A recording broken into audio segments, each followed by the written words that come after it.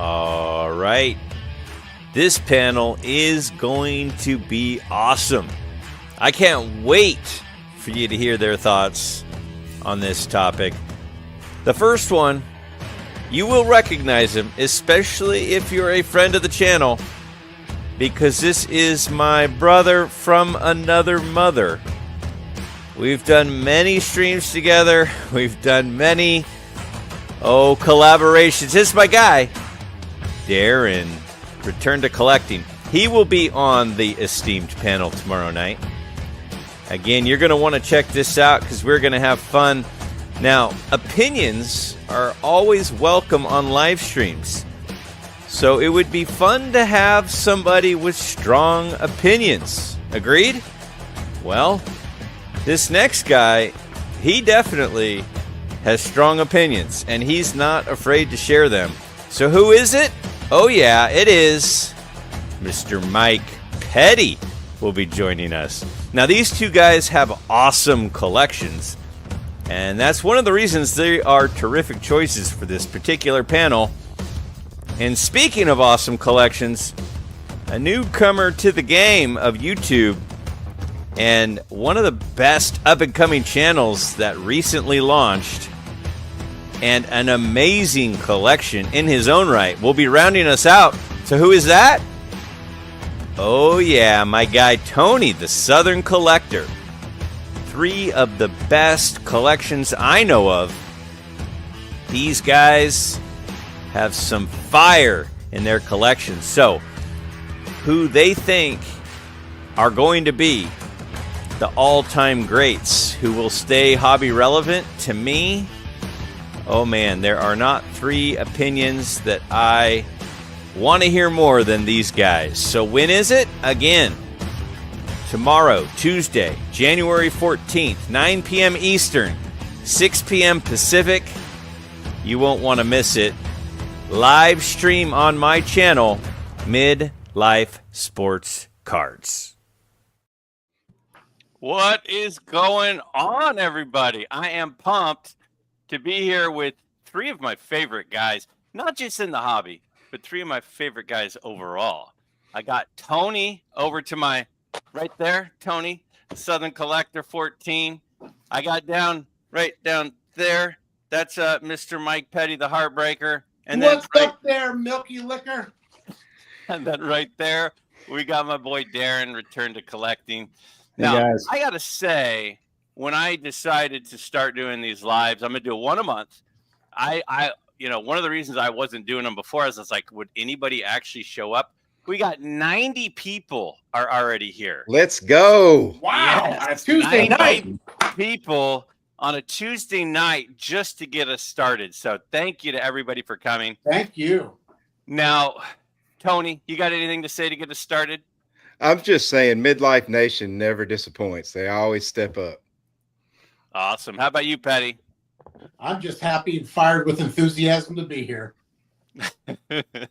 Darren, how you feeling? Thanks for inviting me. Glad to be here. Hey, I the first one had to be a big one, so I had to bring on you 3 guys. So what I did is just to explain to everybody, what I did was, for my question from last week, it was who are the top tier Hall of Famers that would be hobby relevant indefinitely. And, a MidLife Nation came strong with a bunch of opinions, and I kind of totaled those up. But then before those posted, so a few days ago, I asked you 3 to send me your list. There's Mr. Petty's list. He did it in the whole burrito format. We'll get to that in a minute. And they don't know what the others said. And so we're going to kind of walk through that together. And that's going to be where we're going to start. Now, if you're in the chat, again, 98 of us currently in the chat, I want you all to continue to be sharing your thoughts. I will absolutely be sharing a lot of what's going on in there. But first, I wanted to get to what all of these guys had to say. So first, I want to take a look at one guy at a time is how I want to walk through this. So we're going to go through your 3 ballots on who you all thought would be hobby relevant long term, and who voted for who. Okay, so we're going to start with kind of an easy one, right?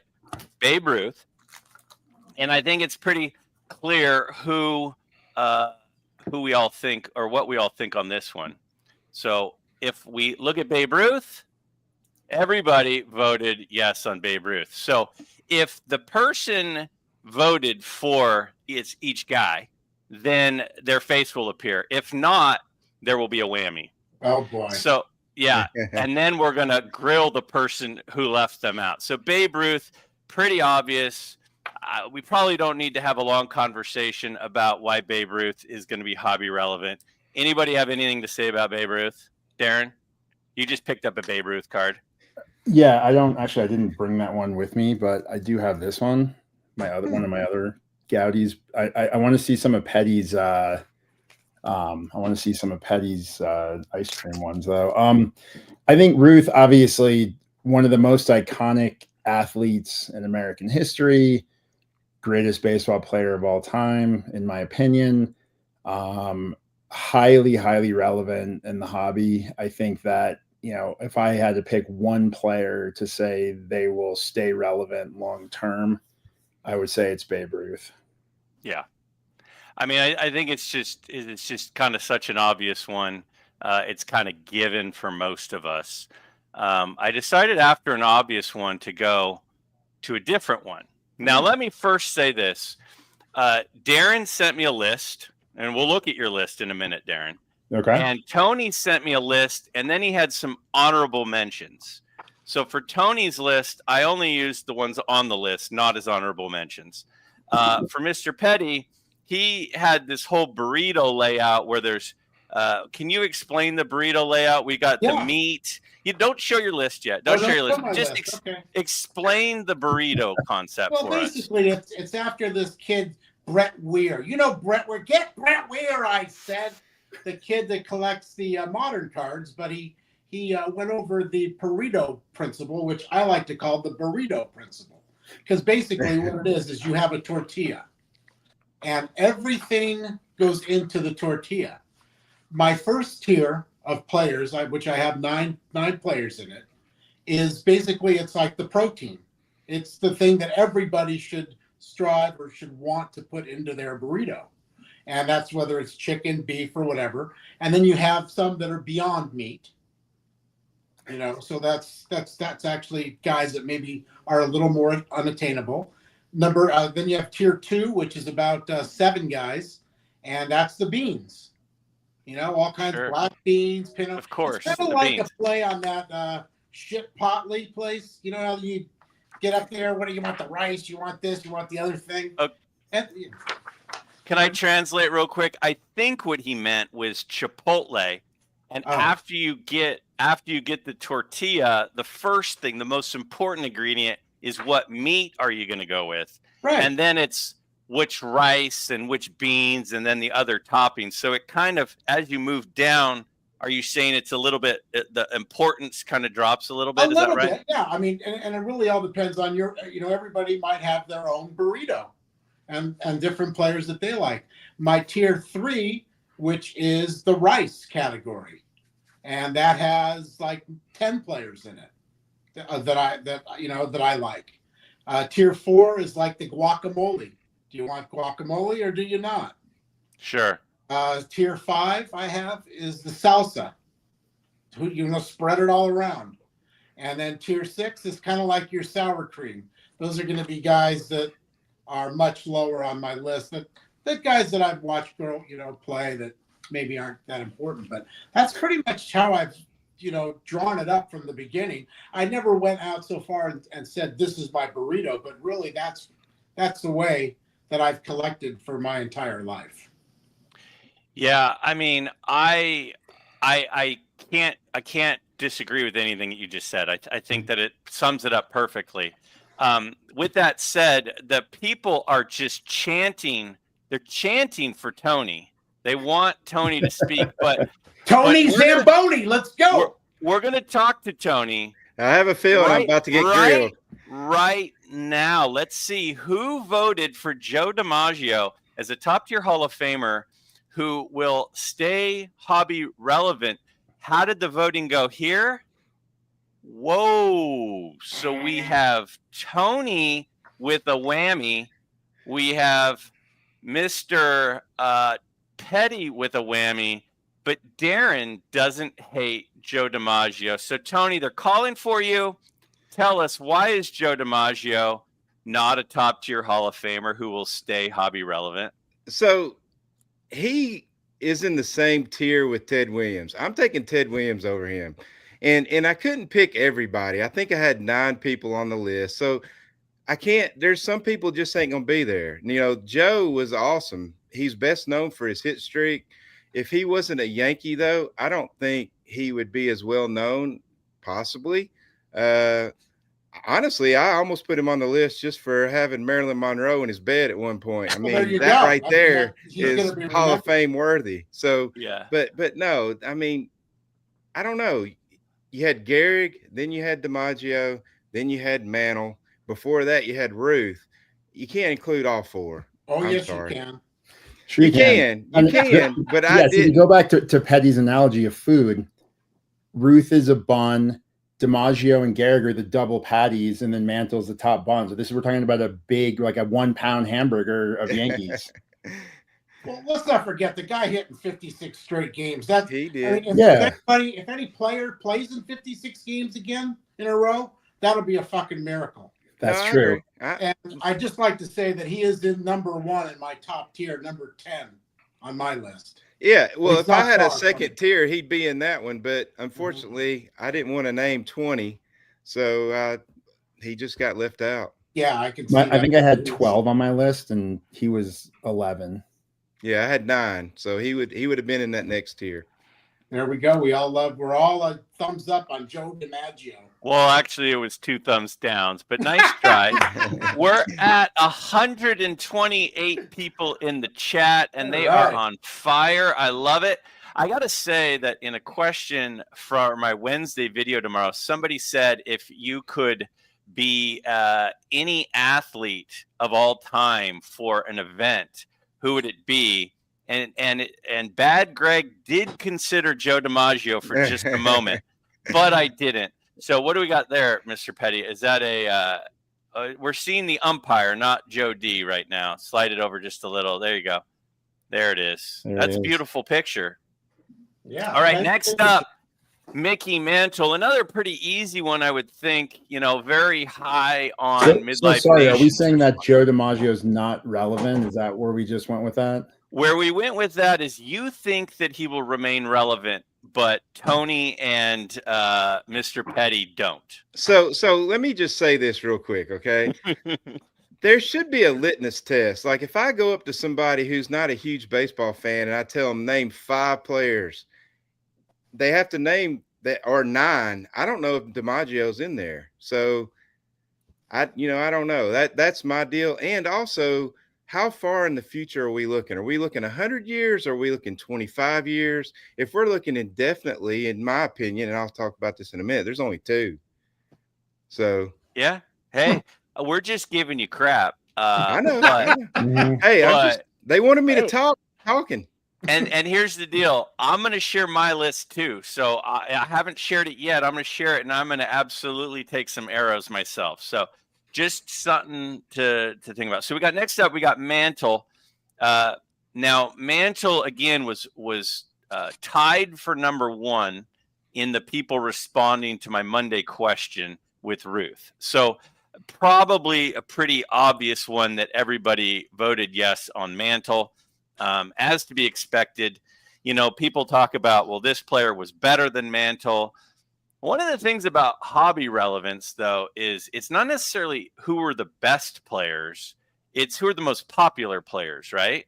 Mm-hmm. I mean, Darren, would you agree that popularity versus quality is a big piece of this? Or is it more, should it just be who are the best players? Popularity is. So and I think we all took our own approach to this. I took the approach that I thought when you had Dave on your channel, and he said, top tier Hall of Famers, I took that approach and thought, okay, out of like the best players of all time, which ones would stay hobby relevant regardless? And obviously Mickey Mantle, one of the greatest players of all time, also super hobby relevant. And, so in some cases, I think you guys will probably disagree with some of my choices, but I basically went with these are the greatest players of all time that have relevance in the hobby. And just to go back to DiMaggio real quick, I think he's I see people saying he's not relevant, and totally cool with anybody's opinion on it. But I would say if a player's not relevant, their card shouldn't be super expensive. And I feel like with DiMaggio, it's not, any of his playing days cards are not like cheap, right? So I'd have to say, just based on that, there's hobby relevance there. Mm-hmm. Now, one of the things I came up with in my video yesterday was that some of the guys that aren't in the list that I was expecting to be higher, like a Stan Musial, part of that might be the fact that there are gaps in their cards and there's not a consistency to their production. And, DiMaggio being right around World War II, I think that might play a role because, it's sort of like he has a card here and then he has a card there and then there's kind of a gap here. Do you think that maybe plays a role in it, Tony? Yeah, I do. I mean, there's no consistency. And there is that gap. And, I agree with what Darren's saying, but his cards are not crazy expensive. You look at Mickey Mantle, and he's on my screen right now. And, I know, Greg, in your videos, you always like to talk about real estate, So I'll use a real estate analogy. Mickey Mantle's card is the most expensive card ever sold. And so any Mickey Mantle card, all the way down to the 1969, base run card, is in that neighborhood. So even it's the same guy. So, you may have the cheapest house in Beverly Hills, but it's still in Beverly Hills. DiMaggio, he doesn't really have he does have the Worldwide Gun card, but some people don't even consider that his rookie card. So, it's not, in my opinion, any more expensive than any of the other top 20. So that's where it comes down to. How high do you want him? No, that makes sense. I think one of the way I kind of from a relevancy, from how their cards trade, I kind of look at it as, for players where their rookie card's expensive, but then all the rest of their playing days cards are not. To me, that would be, in my mind, it would be less relevant in the hobby from a pure pricing perspective. There's a bunch of different ways to look at it. So, when I went with the guys on my list, with maybe one or two exceptions, most of them, they have a fairly expensive rookie card, but they also have other playing days cards that, are similarly priced or not considerably less. And that's kind of how I was gauging relevancy, like overall across. But I agree with you. You could pick up DiMaggio cards. But I mean, I would say most of his playing days cards, though, they're still $1,000 cards and low grades. Right. Mookie chiming in, and he says, he's just plugging in. Did we cover Piazza yet? And the answer to that, Mookie, as you're driving home, is no, because we're not including any steroid era players. Oh. All right. Next, by the way, we're at 149 people in the chat. That's the high water mark. Again, let me just say, one of the reasons I haven't been doing this more often is Insecure Greg has been wondering if anyone would show up. I didn't expect us to get to 149. So all of you out there, I appreciate you guys. Mookie, Boo, back to you. All right, let's go ahead and say this about Mantle too. Before I didn't get a chance to say anything about this. Yeah, I have him ranked as number 3, but let's not kid ourselves. The 1952 Topps is, if not the most iconic card in the hobby ever. You might make a statement or make a case for something else, but you're probably not going to win it, whether you like the card or you don't like the card.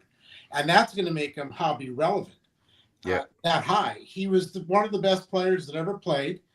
His first year, he stepped in a drain pipe, avoiding DiMaggio, I guess. We all know that story. And he had an injury that would put most people out for 2 years, and he played through it. It's not like Trout, who we all love, but that guy had half of a knee injury that's supposed to be out 2 to 4 weeks. He sits out 6 weeks and then misses the whole year. 2 years in a row, and that's before a wrist injury and before my ass injury hurts and my feelings are hurt. This guy came to play. True, he struck out. He once said that he struck out a total of 7 years if you add up all his strikeouts. But the guy won 7 World Series championships that I know about. He hit 18 World Series home runs that will never be broken. And you can cry all you want about what these fucking announcers, oh, that's his 14th postseason home run. And they've got Mantle up there at 18.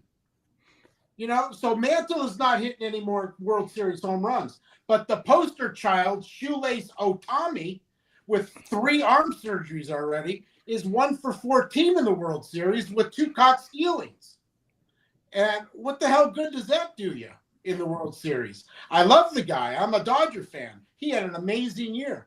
But guys, I hate to break it to you, he's not Mickey Mantle, and he never will be. And he's not going to be Babe Ruth either. When you don't play a position, you might as well just sit there and play tiddlywinks with yourself. Play with your balls all day. And that guy has a foot shorter to steal a base. You can throw over there 2 times, and then you can run. A fat slob like me could steal second with a fucking oven mitt and 2 feet shorter. It's ridiculous. You know, That's Mr. Petty, I really wish you'd let your hair down and just share what you really think about some of these topics. So I don't want you to hold back. I don't want you to feel. I wanted to add a few things. I love it. I love it. All right, Christy Mathewson is next up. Let's see if we had any whammies for a inaugural first ballot Hall of Famer. And we had 2 whammies. All right, so Darren again likes Christy Mathewson. Tony and Mr. Petty don't. Mr. Petty, what's your thoughts? Why is Christy Mathewson not a top tier guy? Well, I mean, there's only so many guys in the top tier. I only have 9 guys in my top tier. That's what I had. He's in my tier number 2 under the beans. He's probably like a black bean. You want the pinto beans, but when you're on a diet, you're gonna eat the black beans. And he's one of 4 pitchers in my short tier 2, and there are no pitchers in my tier 1. Tony, I had no pitchers in tier 1 either. Pitchers don't get the love in our hobby, and I don't see it changing anytime soon. I don't either. That's just why do you think that is, Tony? I don't know whether it's they don't play every day or honestly, chicks dig the long ball.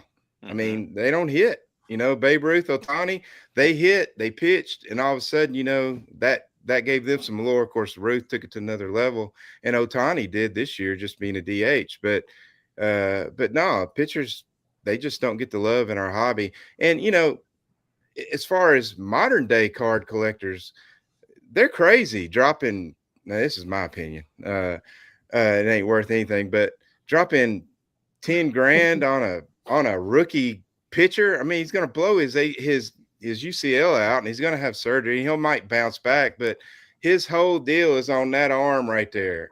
Whereas hitters, they have a longer career. They put up stats that are sexy and people care about, but pitchers just don't do that. That's Nolan Ryan is the one guy that, and I didn't have him in there, but in my era that kind of had the sexy numbers with all the strikeouts and the no hitters and the 2 hitters and the 1 hitters and all that kind of stuff. But, you know, he ain't even going to make it in there. I mean, you guys make good points. I think the most interesting thing you just said that, again, I don't disagree with is pitchers have never really gotten the recognition in the hobby. Why would that change? What would have to happen for that to change? And I mean, it's a fair point. It might change when people see that, guess what? We're not getting pitchers getting even into the 5th inning anymore. It's going to become a 3-inning game for 3 pitchers. That's where this is heading, like Little League back in the 1970s. You're going to have 3 pitchers that pitch 3 innings. I mean, look, you just paid Blake Snell all this money. He has some good games, but that guy, they want to take him out the minute he gets his 3rd time through the lineup. And that's a guy with a live arm, and I don't know, but these guys back in the day, they just threw the ball all the time. They threw 300 pitches. They struck out everybody. They won. They pitched, complete games. They were men. If anybody would want to take a look at it, I mean, they're going to see that they think that's going to be Skeeny's. He's the next Kershaw. He's the next. Yeah, I mean, pretty soon every pitcher will tie for leading the league in complete games at 0. Right.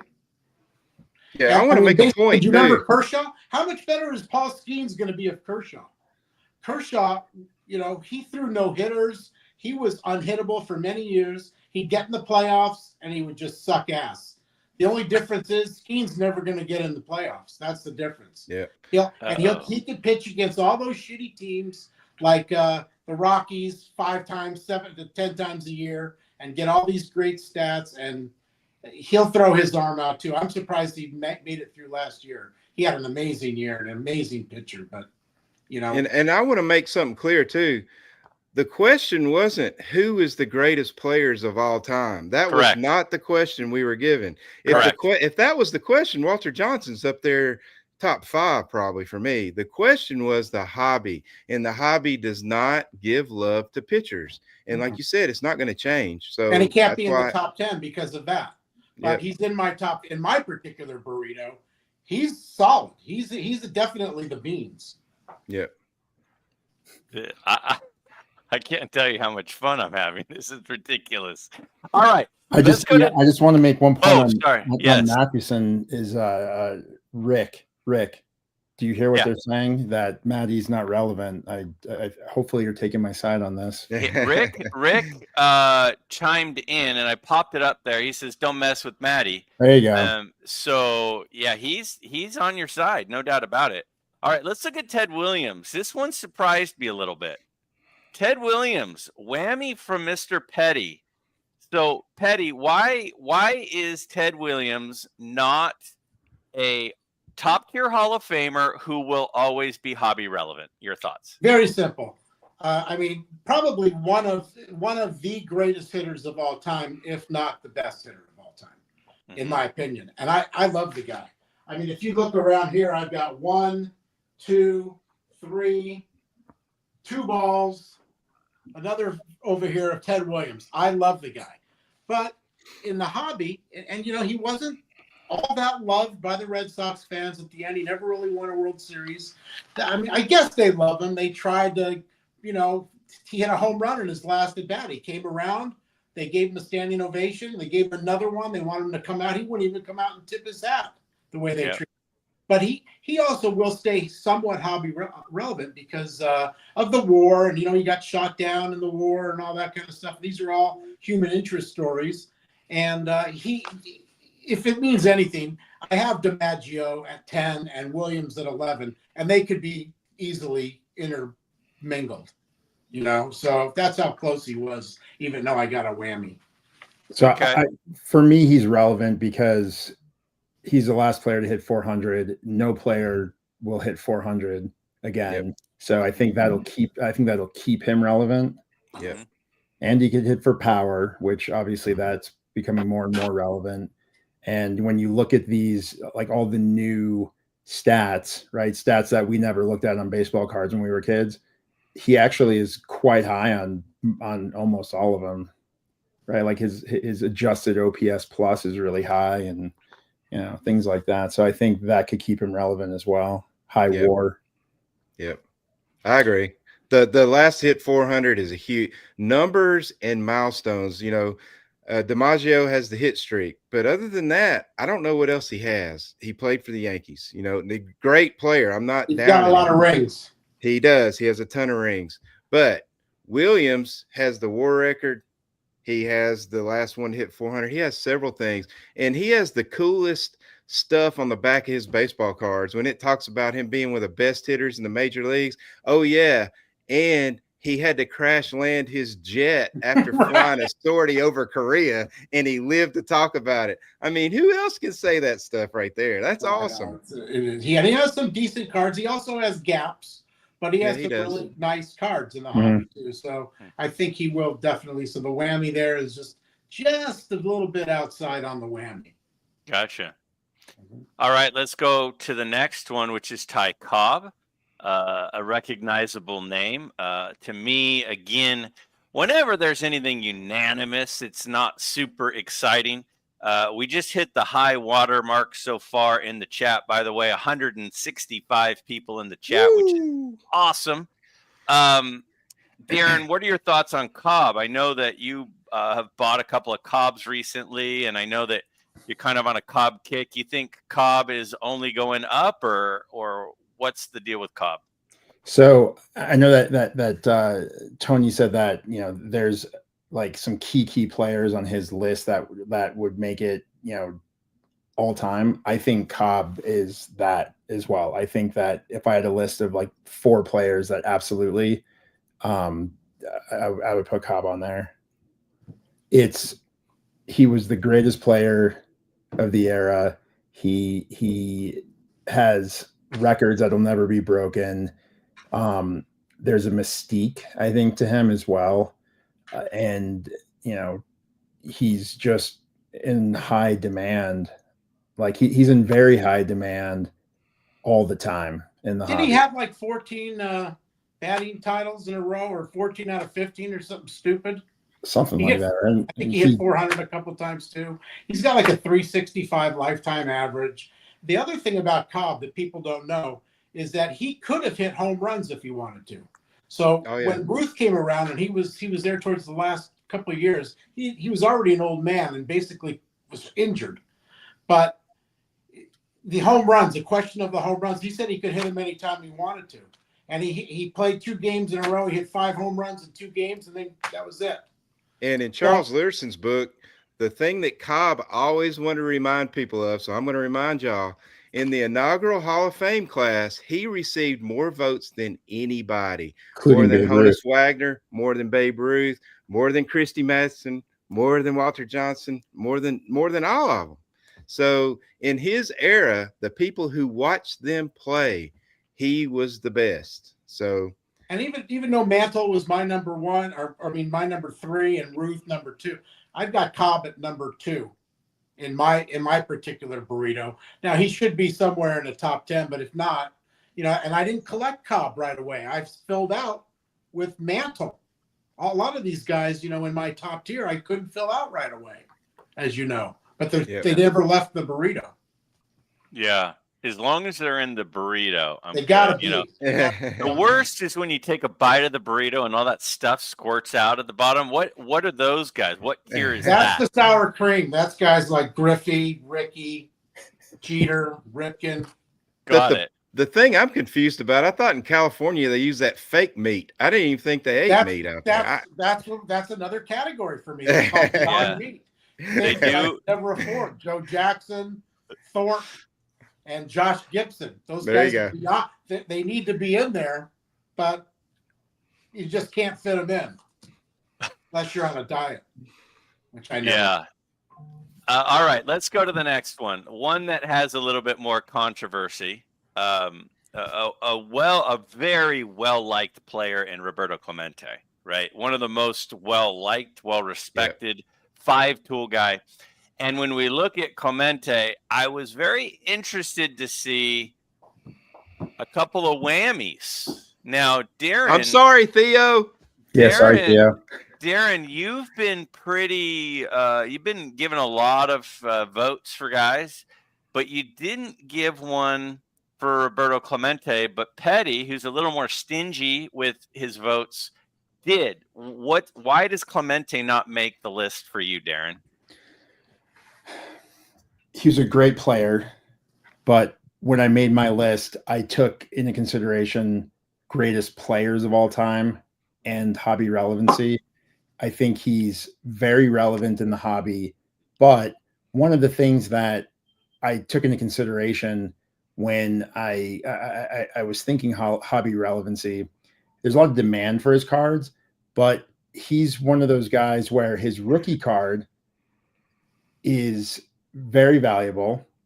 And then he's got a couple other, Mangini's and some other oddball cards that have value, but his playing days run of cards after his first year or two, I think the value really drops off. And from that perspective, I looked at it as the demand for those cards is lower for the majority of his cards. So I couldn't say that he was as hobby relevant long term.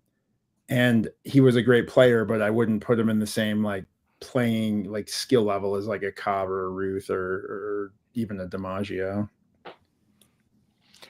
Sorry for pissing everybody off. I mean, Tony, do you have anything to add to that? So I mean, hey, listen, let me just say a couple of things. First, if we have our list be 100 long, then what good is a list? So, exactly. you know, it's like as soon as they come out with the NCAA tournament, right? And you got your bracket out, they don't talk about who the 2 seed is and the 3 seed is. The immediate talk is who missed out and who barely missed out and how they got screwed, right? That's right. Immediately where people go who got screwed. So, Tony, why are you screwing Roberto Clemente? He would be in my top 15, but I kept it at 9. Nobody told me that, but I kept it at 9. And so here's why he's not in my 9. And it's the same kind of deal as with the pitchers. And I know fair or unfair, Latin players don't really get their due in the hobby. It is what it is. Clemente is the only one. You look at even in the modern days, and the Latin players, they aren't collected as much. And I don't know, you can call it racism, you can call it whatever you want. Maybe it's the language barrier. I don't know. But Clemente, he's the one guy that's broken through in Mini Minoso. But Clemente is the one guy. There's not another guy. I would put him in the top 15, but I didn't get him in the top 9. And so he's in my hobby. And I can't take it anymore. I've got to come on in there, Mike. Petty, why are they wrong? Okay, so the guy was one of the first 5 tool players. You're not talking about any 5 tool player today without Roberto Clemente. And keep in mind, he almost was a Dodger. First of all, he should have been, but they hid Sandy Koufax. They tried to hide him too, or they put Koufax on that roster. And who was it? The general manager over there, Branch Rickey, or so, I don't know who the hell. I think it was Rickey. Was with the Pirates. He knew about Clemente, so he picked him up. And the Dodgers couldn't hide him after all. This guy could do it all, and I was lucky enough to see him. He made throws from right field. The 71 series, he pretty much romped. And here's another thing. He does have some nice cards. It's just that there are so many. The guy doesn't really have a bad card. If you had to collect a player, that would probably be one of the players that I would want to collect, kind of like what Theo does. But you guys, if you're not out there buying his cards right now, you better get your ass out there. Because when number 21 is retired throughout the league, the same way that Jackie Robinson is, you guys are all going to come back and kiss Mike Petty's ball sack. Now, if that had already happened, I'd have probably put him in the top 9, but it hasn't. I don't know if they're going to do that or not. I mean, look, if you want to make a top 9 of great men, you got to put him in there. Dude died trying to take food to people that 100%. Well, that's the other thing. From a human interest story, which we all love. I mean, there's an award named after him. So, dude's amazing. I'm not taking anything away from him at all. I know. I just cut it down to 9, and unfortunately, he didn't make it. Right. You got to leave somebody out. It's crazy, but. In fairness, we'll probably get to a player that I didn't pick that, people will be surprised that I didn't pick. So, there's a few. If I had a list of 100, then I would have been on for all of them, right? Yeah. I mean, I'm sure he's in your guys' burrito, too. I just saw Tony. I know you want that 55, and you just picked up a beautiful 56 I saw today. Yeah. I love Clemente. I mean, who doesn't? His cards, like I said, it doesn't have a bad card, really. All right, Honus Wagner. This is a really interesting one. Cards are obviously, one is insanely expensive, but all of his cards are very expensive. Doesn't have a long run of cards. So the ones that he does have are pretty expensive. And this one you all agreed on. You all agreed on. And I'll be honest with you, when we look at my list in a few minutes, you guys go ahead and start throwing stuff at me. But you know, I think there are a lot of people who would say he's hobby relevant because of the T206. Yep. I also think if it wasn't for the T206, they wouldn't say he was hobby relevant. So Yep. it's interesting. The name recognition is tied largely to that particular card. Anyway, And this is that real estate thing I was talking about. Yeah, he's one of the most expensive houses in Beverly Hills, and he's in Beverly Hills. It is never going to go down. It's the Playboy Mansion. It is. It's the Playboy Mansion. Yeah, over there by Petty. What's that? He's living over there by Mike Petty somewhere. Yeah. I'm so far from Beverly Hills. But yeah, I mean, I just love Wagner. I have him number 4 on my list, and mostly because of the T206. But Yeah. all his cards are just they're all always going to be hobby relevant. Another guy who, I think he hit 300 18 out of 19 years or something stupid, Yeah. and then he hit 299 to close it out. That was his bad year.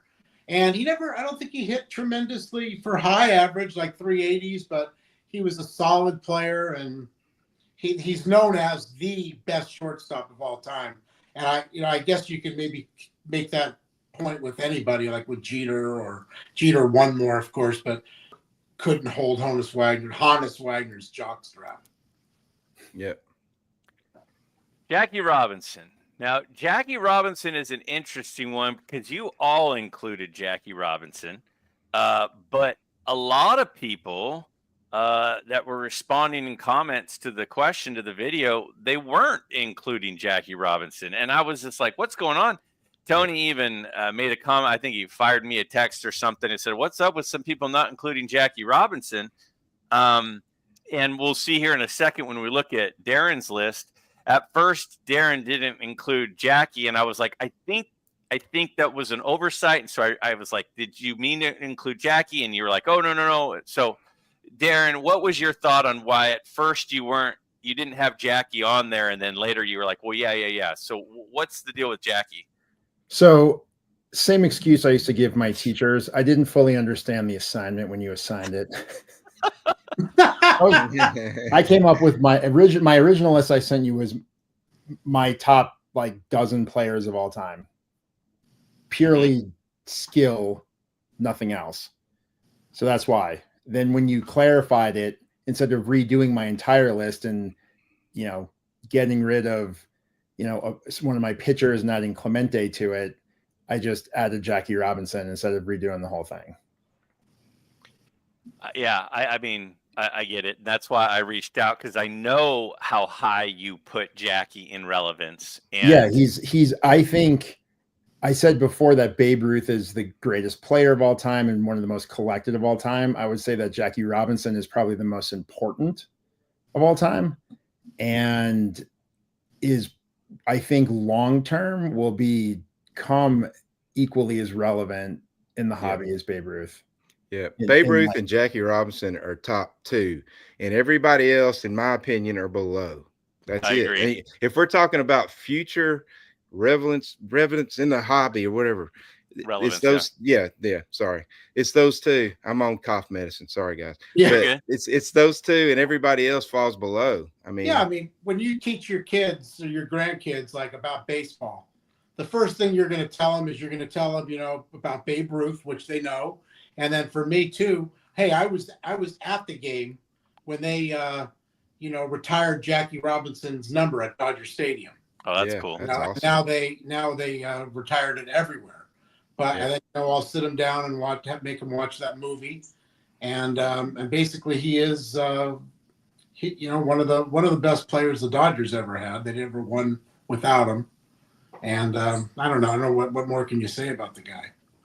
My uncle, my dad, coach's brother, my uncle Mark, was born April 15th, 1947, the day that Jackie Robinson debuted. Pretty cool. That is cool. Yeah, plus Major League Baseball on the 15th, like you said, everybody wears 42, and nobody else is allowed to wear the number anymore. So there you have it. When you learn about him in history class at school, and that has nothing to do with baseball, he's gonna stay up there with higher than anybody, really. Right. Yep. Next up, Mr. Grover Cleveland Alexander, and we had one Big shot. and a couple of whammies. Now, Darren, the name recognition of Mr. Grover Cleveland Alexander is not going to be as high as some. Why did you want to include him? So again, back to my previous statement, I was going with the greatest of all time. Now, that being said, long term, maybe I'm right, maybe I'm wrong. Usually more wrong than right. I think Mathewson, Johnson, and Alexander potentially, when it comes to the vintage piece of the hobby, could possibly become slightly more relevant collecting, because a lot of the other players from that era that were, great players, their cards, I think at some point will get to a price point where they're just too difficult to get. So when people say, hey, I want a great player from the early 1900s, and I don't want to spend thousands and thousands of dollars on the card, then at that point, I think demand for him and Mathewson and Walter Johnson will probably go up. But I could be wrong. If you look stat-wise, if you look at stats, if you look at dominance while he played, his stats are insane. Yeah. It's Lefty Grove, same thing. Like, a lot of people would go Lefty Grove, but then you actually look at his numbers and you're like, oh my gosh, that guy was dominant. Yeah, I've got Grover Alexander as the third best pitcher of all time. Wow. I have him down in my tier 7 down by the radishes. I like him, but I definitely will collect him. But it's hard to put him in there. I don't have a card of his, so I understand he's a great player, but I don't have his card. Well, there's too much other stuff to buy. That's right. Yeah, and again, like I said, I sent my list of who I thought like the 12 greatest players of all time were. So I'm trying to come up with a reason why he's there, other than he was one of the greatest players of all time. Might be. Now, Lou Gehrig is one that's interesting. So we got 3 thumbs up from the panel, but he wasn't as popular as a lot of people in the comments to the video in asking people who they thought. A lot fewer people said Lou Gehrig than some of the other names like a Mays and obviously a Mantle and some of those guys. And I thought that was interesting. And I know, Tony, you have a lot of love for Lou Gehrig. You've talked about that a lot. Tony, why do you think Lou Gehrig will stay relevant? What is it about Lou Gehrig what's the special thing that's going to keep him relevant in your opinion? Well, what makes you relevant is a story, right? And so he has the story. He had the disease. It's tragic what happened to him. Then you go, there's only 2 players in Major League Baseball right now that has a day. There's Jackie Robinson Day. There's Lou Gehrig Day. So even young kids, when they watch ball games, if they're really baseball fans, they're going to hear his name. He was a Yankee. He played with Babe Ruth. I mean, there's so many different things there with him that I don't see any way he falls out of relevancy. I don't see it happening. Yeah, and I think Lou Gehrig, to a slightly lesser extent, but I still think he's kind of like Honus Wagner, where he's known for something other than his skill at baseball, and that's a shame because of how absolutely insanely good he was, right? So if you look at Gehrig's stats, I mean, he had obviously a shortened career, and if he had played 20 seasons on the pace he was on, assuming he would slow down a little bit as he got older, he would absolutely have had way over 500 home runs. He would have the all-time record in runs scored. He'd have the all-time record in RBIs. His OPS is what, 3rd all time after Williams and Ruth. I mean, he was an insane player, and I think he's famous, obviously, outside of baseball for his name recognition, right? He's famous for the disease, and I think that obviously that will play, to his relevance over time. But at the same time, I don't know if, people that aren't big, baseball history people realize how good he was. And I think, if that changes, I think he'll become even more relevant. All right. Yeah, so- I think your point about the games and stuff and the pace that he was on, I think is a really good one. If you start looking at average year, per game played types things, it's definitely it's a really good point that I think that some people maybe overlook.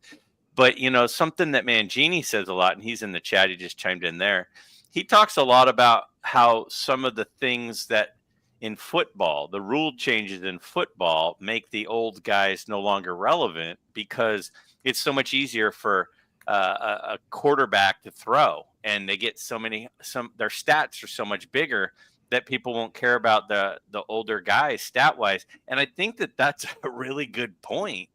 But is that gonna maybe happen with some of those guys? I don't know. I don't know. All right, Silverneck, I got a few things to talk about here about Lou Gehrig. Go for it. Everything these guys said here, I definitely agree with. Personally, I think he's one of the top 5 players of all time. Yeah, so I agree. Take that into account, and the stat years that he had some of them were just insane. If you look at like 1927, the year of Murder's Row, and 175 RBIs or whatever he had that year, and the World Series championships. You also forget that there was a movie called The Pride of the Yankees that Babe Ruth was in it. So, I mean, you're talking about a movie here that talks about this guy's life, that if you would take the time to go back and look at it, you can rent the colorized version, show that to your kids. And I challenge everybody to go on back to Tony's channel and look at his little montage that he put up there on Lou Gehrig's speech. Yep. That speech alone, when you're a dying man and you can barely walk and talk, and you're not going to say anything, and they prod you and give you 5 standing ovations for 10 minutes, wanting you to say something, and you give one of the greatest speeches, non-political speeches of all time, bar none. Yep. And if you don't cry listening to that speech, you're really not living, in my opinion. He is, without a doubt, he's the top 5 player. I have him ranked at number 6, and only Jackie's ahead of him. Yeah. So. Now, let me ask you something. I totally agree with everything you just said. In fact, that was some of the best Mike Petty time of all time. It was. Really? But let me ask you this, Petty. Will people do that? Yes. Will people go back and watch the movie and go back and watch the speech Yes. and show the speech to loved ones and young kids? They will? It will live on forever. I hope so. I think so. I mean, if you're interested in baseball, like I was I think I told you, my son-in-law, he's a baseball fan, but he's more of a football fan. And he started playing the video game, the baseball video games out right now. And if you get to a certain level, you get another card and you can play with Lou Gehrig and that. He's learning about players just through playing the video game. So I think kids are getting they're learning these names and learning about these players in ways that we never did. We picked up a book in the book drive at school back in the day, and we read something, but they're learning in different ways. But eventually, if they're interested enough in the hobby, they're going to go down that trail and they're going to find out more about the players. And so Gehrig is a guy you're definitely going to find out. There's too many things about him. There's the speech, there's the games played streak, and he's called the Iron Horse, but yet he catches a disease and dies. And I mean, everything about him. He played for the Yankees. I mean, everything. There's no way you can write him off. Yeah, and he hit behind Babe Ruth. I mean, if you didn't have Babe Ruth there, obviously it's not a thing, but imagine if he was a Yankee and didn't have Babe Ruth. I think he'd be viewed much more, even more relevant than he is, right? Yeah. Babe Ruth took some of that thunder, right? And Steve the Flipper, he makes a very good point there. I mean, sometimes you might say that maybe there's only so many hobby dollars, but if you put those three guys together and you say Ruth, Mantle, oh, who's this guy Gehrig? Maybe you look at Wikipedia for this much. Well, that reasoning is why I left DiMaggio out. And that will get you to look further. And then, I mean, you don't have to read his book, but you can go right on YouTube and you can listen to the book. And it's freaking amazing. Mm-hmm. I mean, when he's writing letters to his doctor back and forth, and you don't know whether he knows he's dying, and the positive attitude he has, and not wanting to tell his wife, and did the wife know, and just the whole human interest story, and the fact that the guy was just a fucking moose and a horse and hit like crazy. That's basically all it is. I mean. And when I want to throw this out there because I haven't done this yet, and I need to.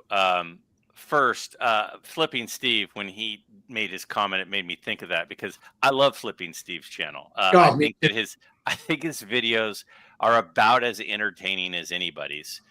So Flippin' Steve, thanks for being in here. I appreciate it, and I love your channel. Mm-hmm. But I haven't taken a chance to remind everybody. If you have not subscribed to Tony's channel, Southern Collector 14, you are 100% missing out.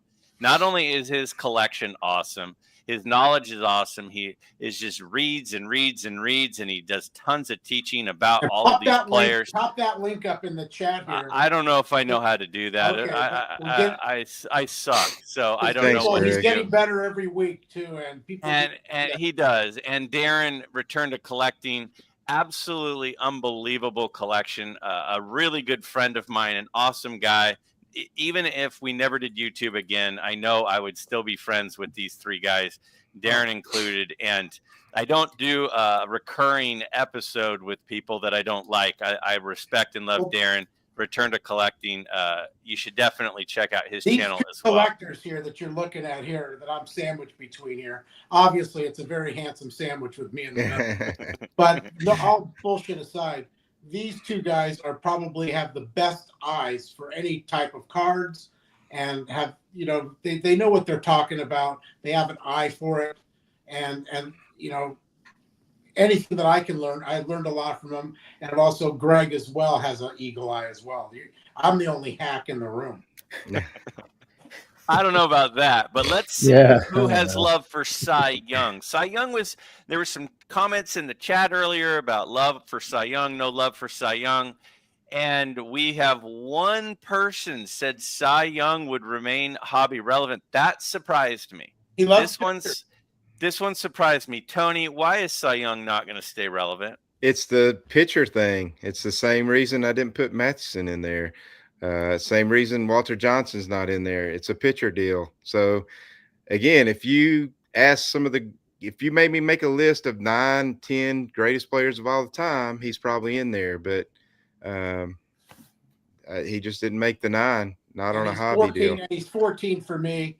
Top tier 2 of the burrito, and that's going to get you, like your fava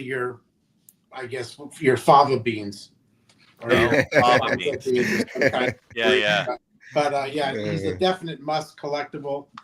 There's some things, that it's not always easy to buy his stuff, but I don't think he's going anywhere for hobby. Though they have an award named after him.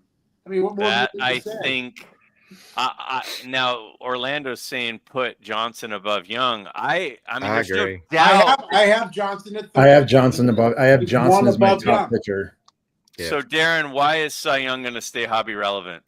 Well, the Cy Young Award I think is huge, and then one of the records that will never be broken, 511 wins, right?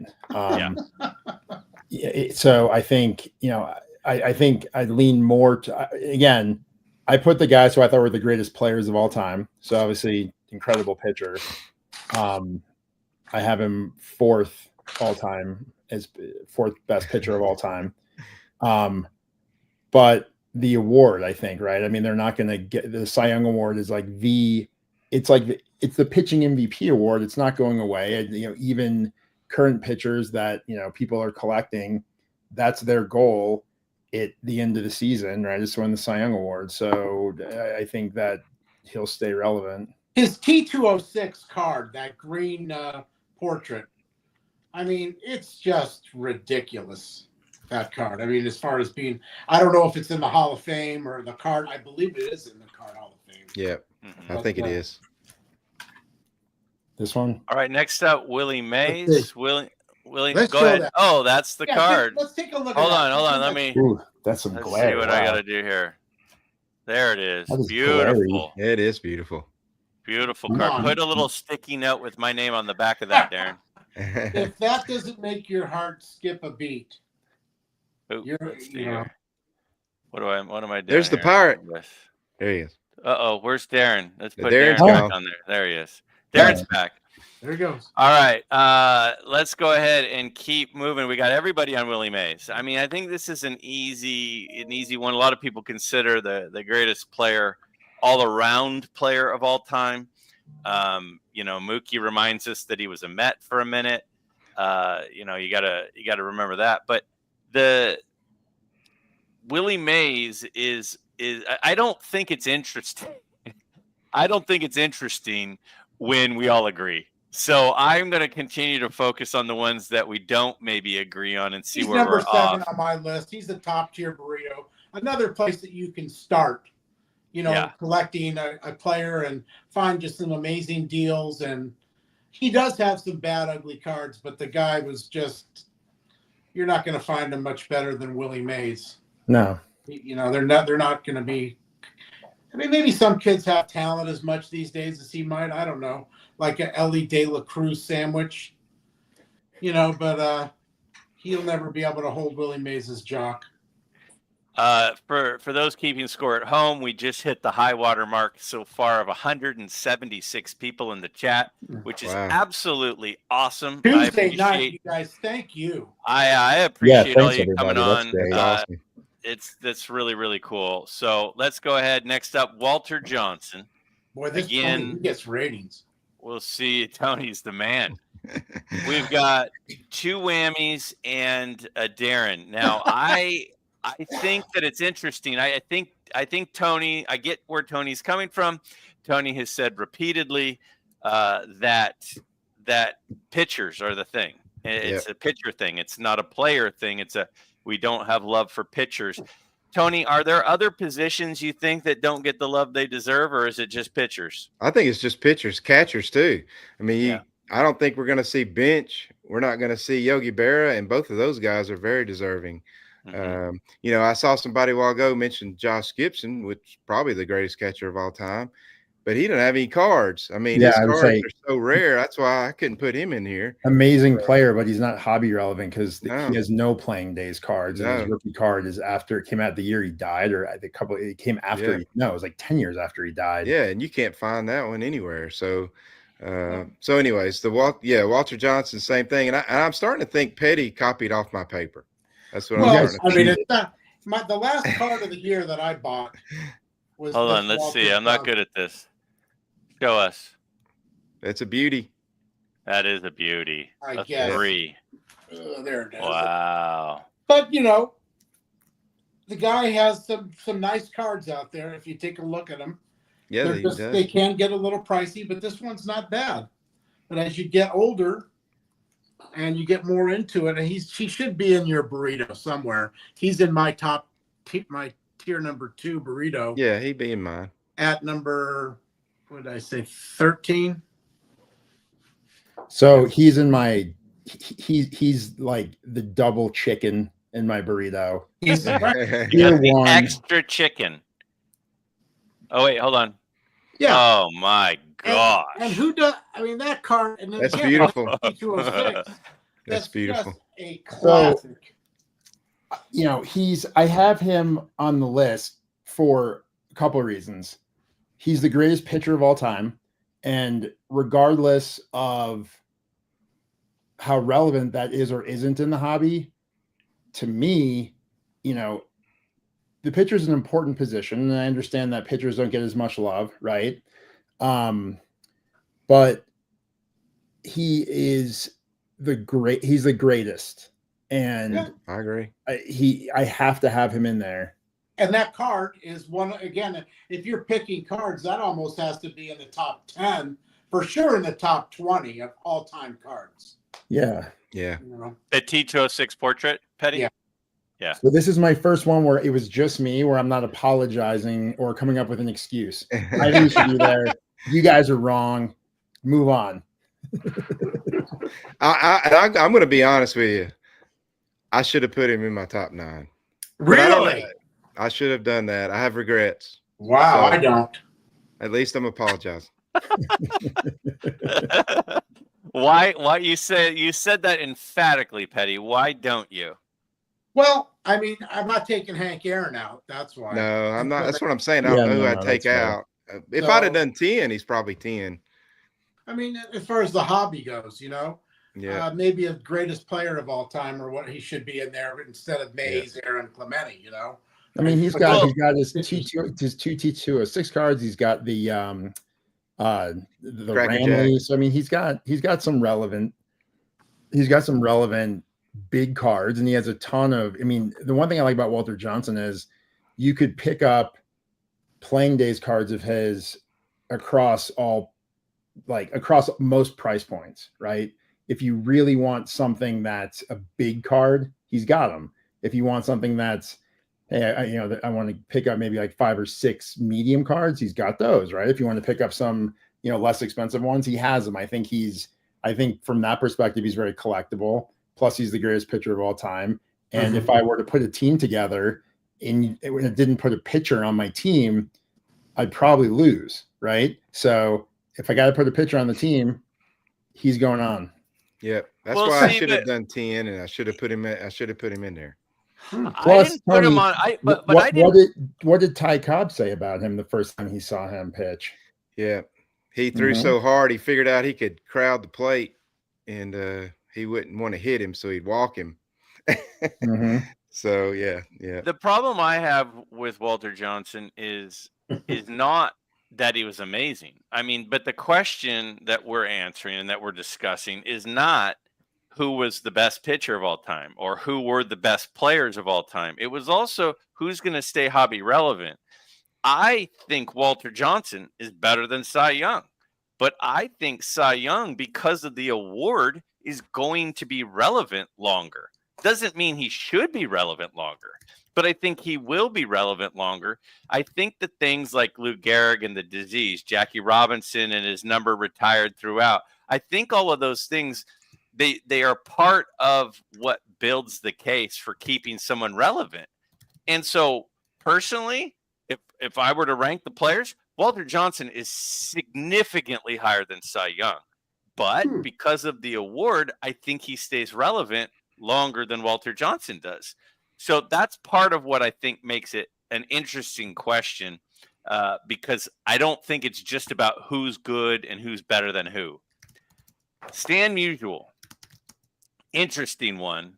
Again, Darren, and a couple of whammies. Now, I get it. Again, I know you guys have a smaller list, but if you look stat-wise, and again, I don't disagree with this. I don't disagree with this, Petty. I don't disagree with you, Tony, that he's not going to be relevant. He's not as popular.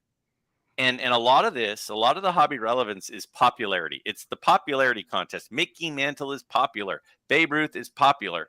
But Stan Musial, for whatever reason, even though he was incredibly talented, he was incredibly productive. His stats are off the charts. An incredibly great guy. He's not as popular. No. Is that the reason that he's not on the list? It's because of his lack of popularity? Tony, you're shaking your head. Yeah. Now, you think about it. If he would have been a Yankee, how different that would be. I think it would be. And yeah, I mean, he played St. Louis, and he was, so yeah, I mean, I agree. And he's one of the greatest hitters of all time. Yeah, I mean, from my perspective, he's on the list because if you look at the top 10 players of all time on most hitting statistics, he's in the top 10 on like 3/4 of them. Plus, I feel like this card will always be hobby relevant. Oop, hold on. Let me show it because it's beautiful. Yes, Yeah, thank it's beautiful. Dude, look Jiminy. at that card. How's I mean, that this only is a what I'm trying 5? to tell you guys. My Lord, that's beautiful. It's not only just the It's just a card is number gorgeous. crunch. That would look good. How in the does drawing. PSA give out a 5? Hold that up again, dude. Absurd. Well, That card is sick. I love that they gave it a 5. I could afford it. If this thing got the grade it deserved, well, the I other wouldn't have thing it. let's talk about is the fact it's in an old holder and it's a 5. You know, you can still get bargains on cards like that are in old holders that look like that. A lot of them don't. But boy, when they do, you know, you're really onto something. And just because I got a whammy, you know, he's in my cheese and lettuce tier 3. I have him as number 18. You're not eating a burrito without Stan Musial. Right. That's all there is. Yeah, no, I hear you. I hear you for Whether sure. he's relevant, I think he will be because there's enough people in the Yeah, I do Midwest too. that know of him and knows his story and what a great human being he was. And he also was one of the guys that welcomed Jackie Robinson. Yes. Yeah. Between him and Yogi, and without these guys, that would have been a lot more difficult too. Yeah. All right, next up, Hank Aaron. Again, it's not fun when we all agree. This one we all agree on. Hank Aaron. I mean, Yeah. what do you say? Good. Yeah. I have Hank Production. Aaron as the 3rd greatest baseball player of all time. Wow. He's Who's up there. 1 and 2? Well, you got Ruth and who? Mays. Ruth, Mays, and then Aaron. Yes. Wow. I have him down at number 8. It's sandwiched in between Mays and Clemente.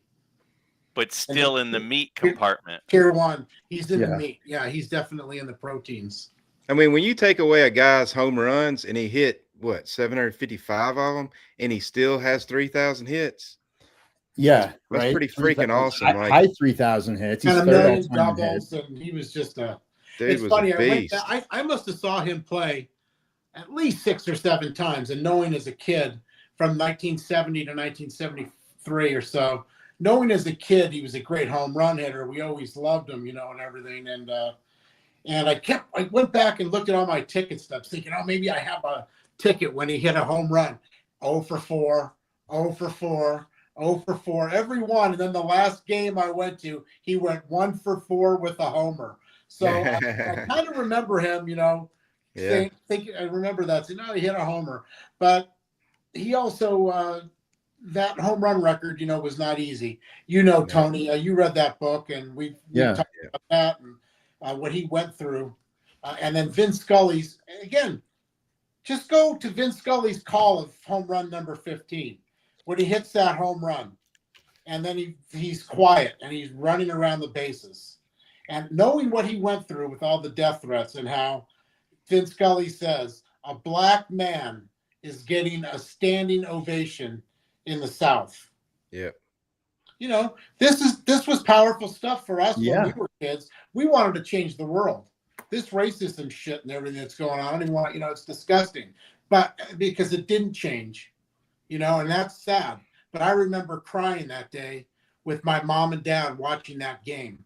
With Al, it was Dodgers, and we listened to Vince Scully on the radio, and even that call by the Braves announcer was, there's a new home run champion, and it's Henry Aaron. Yeah. And I remember towards the end of my mom's life, she got me a birthday card. It's when those first birthday cards you opened up and they played music. Yeah. It was Hank Aaron's home run call, because we shared that together. And she, I don't think I wasn't near the place I am today in life. And she said, keep swinging for the fences, keep dreaming. Yeah. And at her funeral, I opened that card and made sure everybody heard that, because it was a very important, day for me, the day he did break that record. And he was just one of the greatest. It turned out to be one of the greatest. He was just such a nice guy too at the end. Yeah. Never a sour word for anybody. So that's my. That's awesome. That's awesome, Petty. Yeah, it is.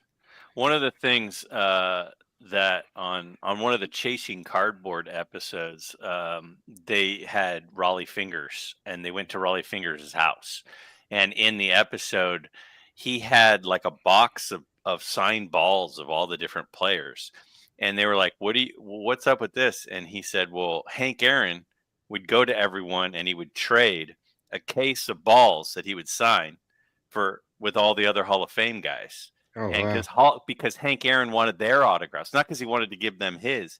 He's like, I'm going to sign these. I'll trade you for one from you. So he had a ton of respect for all of those guys, even though many of them were not at his stature.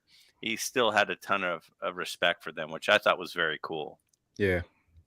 Rogers Hornsby, and it's like every time I pull the slot machine, it's never 3 across. It's always 1, and then it's always like 1 cherry and then 1, I don't know, whatever they all are. Why is Rogers Hornsby going to be hobby relevant moving forward, Darren?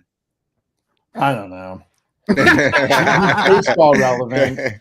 He's one of the greatest hitters of all time. Yeah. I think he's awesome. Again, what I'm enjoying about this is a lot of the guys that I respect and collect because of how good of a player they were. Seems like everybody else has no interest in buying their card, which is fantastic because I can start picking their stuff up for less and less. So thanks, guys. His stuff's not cheap. I know. And I got to tell you, so for me, he is number 1 in my 4th tier. And that is a tier that's kind of a unique tier. Tier 3 has a lot of your golden agers in it, your 50s and 60s guys. But tier 4 is more like your early golden age. And he's number 1 on that list, bar none. So for whatever that's worth, I have a few of them. I always am looking to add them. They're hard to find a nice good card of him. A lot of them have the same pose with a shadow in his face. Yeah. And, again, then they can be kind of expensive, but people always want them. I mean, when they go for $1,500, $2,000 for a 1, 2, 3, that ain't chick. I mean, that's holding some hobby relevance. True, it's not a 1-of-1 PSA 10 that's going for $800,000. That's going to go for $3,000 and slowly down to $300 and slowly down to $3 in 5 years. No, it's not that. But if it goes from $1,300 or $1,500, stays there, goes to $1,600, $1,200, whatever, I'm going to enjoy the card. Yeah, I'm with you. And it's going to be part of my burrito. Oh, I love burritos. Oh, 1. This card's the card I broke the seal on at Strongsville. Yeah. And that was a nice one. In retrospect, I should have never let you have that. But that was a good one. Just to recap here, we are about an hour and 18 minutes in. The chat is still at 169 people strong. We ain't going nowhere. Yeah, so we're just absolutely on fire right now. I love it. Let's go on to now. That takes us through everybody that received a vote from you three from the panel. Now, I want to take a closer look at each of your lists in particular. First, we got Darren. Darren's list there. I love the Billy, not Billy, but Honus Wagner. And then I wanted to make sure we understood the whole thing with why you didn't originally have Jackie, so I wanted to include that. Tony and Petty, what's the biggest issue with Darren's list, in your opinion? Where is his? It's too short. So the issue is he wasn't. I mean, you're being funny, but he wasn't too. He wasn't too selective enough. Is that what you would say? I almost did just 2 players, but that would have been no fun. Have a ton. I mean, obviously you had Jackie. I'm trying to see where he's different from me. I mean, I see Ted Williams up there awful high. I don't see Clemente like we talked. We haven't even really mentioned Satchel Paige. Yeah. And, he's not on either of our top 10s, but for me, he was my list 12. is literally in my opinion, my stack ranking of greatest players of all time. Or hobby relevance, let's say. Right. Yeah. No, not hobby relevant, just greatest players. That's why that's why Greg, I guess, put our text string up. Yeah. Mm-hmm. Yeah. So see, I understood Dave to mean greatest players. And then when it goes, so I needed that point of clarification. So this is one of those tests where I'm like, I get done with the test and I'm like, oh, I aced this bad boy. And I'm like a D-. What? Like you didn't answer the question correctly. Like, that's why I tried to lay it got all credit out. for spelling my name hard. right and having good handwriting. And that's the reason I included this part down here, is because it gave some explanation for your list, and it made people understand a little bit better where your list was coming from. Now, I do have a question for you though, Darren. I have a question specifically for Darren, and then we're going to take a look at the other lists. My question for Darren is MidLife Nation's top 10 had number 8 as Nolan Ryan at 47.37%. And you just listed, I don't know, we'll call it 15 names. You did not include MidLife Nation's number 8. So my question, Darren, is why do you hate Nolan Ryan? Clearly, I hate him. My run, right? But again, I went with my 12 best players of all time. Yeah. I don't think Nolan Ryan is in the top 12 players of all time. He is highly hobby relevant because he's one of the few players. Like when you look at cards, even from the 80s, there's some years of tops from the 80s where there's a bunch of floating heads. My goodness. Take it down. There's a lot of 80s tops cards where Ryan's card is the most valuable card in the set, even though they're rookie cards from those years, right? Yeah. And I know we talk about the most valuable tops rookie card of all time is Eddie Matthews. Eddie Matthews 52 tops, but the most valuable, like the highest sale rookie card from tops is, well, it's a Ryan rookie in the 10, kind of up there, or a Clemente rookie in the 10, right? But like it's the most valuable. So he's highly hobby relevant. Every single one of his cards is, has gone up considerably. Obviously, like Mookie pointed out, because of Kuzman is probably why that card's so expensive.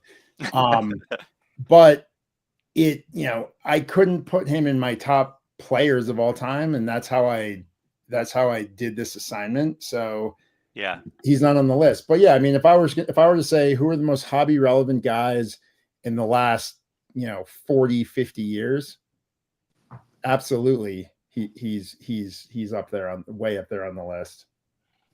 All right, Darren, you're off the hot seat. I appreciate you allowing me to be a jerk for a minute. Let's go ahead and look next at Tony. So here's Tony's list. I like that Tony included the honorable mentions, which included Nolan Ryan. So he doesn't hate Nolan Ryan. And then he also included Griffey and Otani. A lot of people in the chat were screaming Griffey and Otani repeatedly throughout this whole thing. We'll talk about them. We're not going anywhere. We're not. Why did they fall into honorable mention instead of make the list for you, Tony? Well, they're not. So I was trying to understand the question that I was given, and I was trying to say, all right, are we talking about 50 years into the future? Are we talking about 100 years into the future? Are people gonna their names gonna roll off their tongues? Mm-hmm. So I was looking at like 50. Nolan Ryan is somebody who one day I'll tell my son about. I named my son after Nolan Ryan.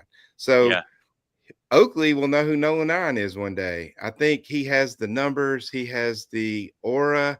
And no, he didn't win the most games, but he had the stats and the no-hitters and all the things surrounding him.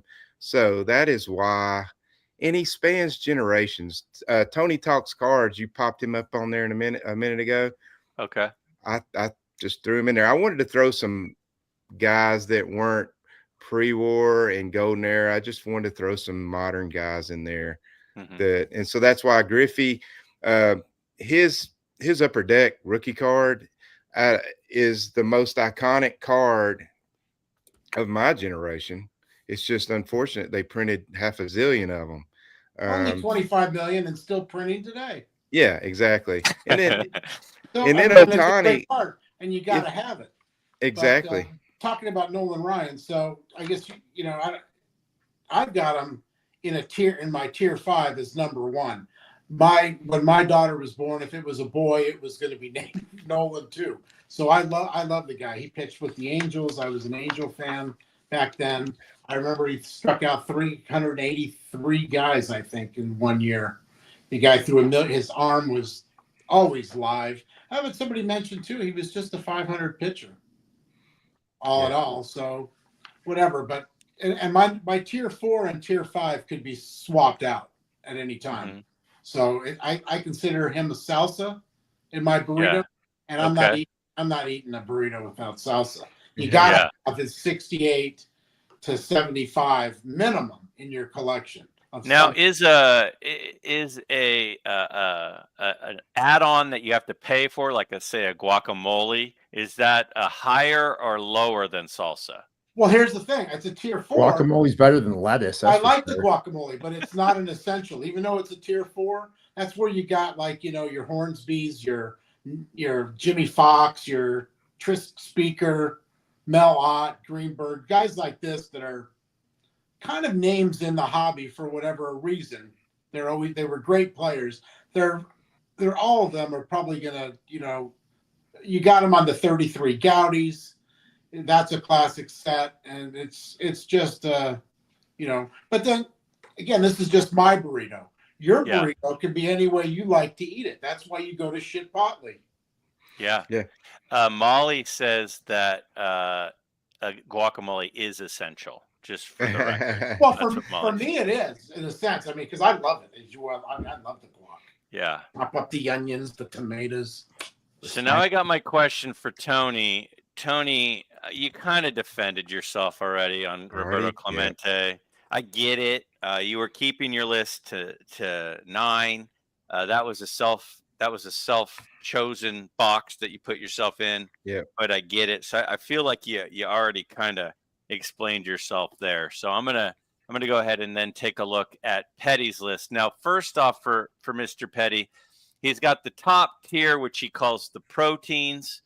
And the top tier, again, you have 9. Are these in order, Mr. Petty? When I first, they came off they rolled off the top of my head like that in that particular order. So I would say, yeah, I mean, I'm happy with the order. They could, you could flip each category any way you want it. Yeah, it's like pollo asado, carne asada, and you got your beef, your chicken, barbacoa. Yeah. Okay. Now, to take a closer look at the full list, this was the full list. So we've got the tier 2, which are the essential condiments. You have and I kind of changed those names. I kind of changed those names around a little.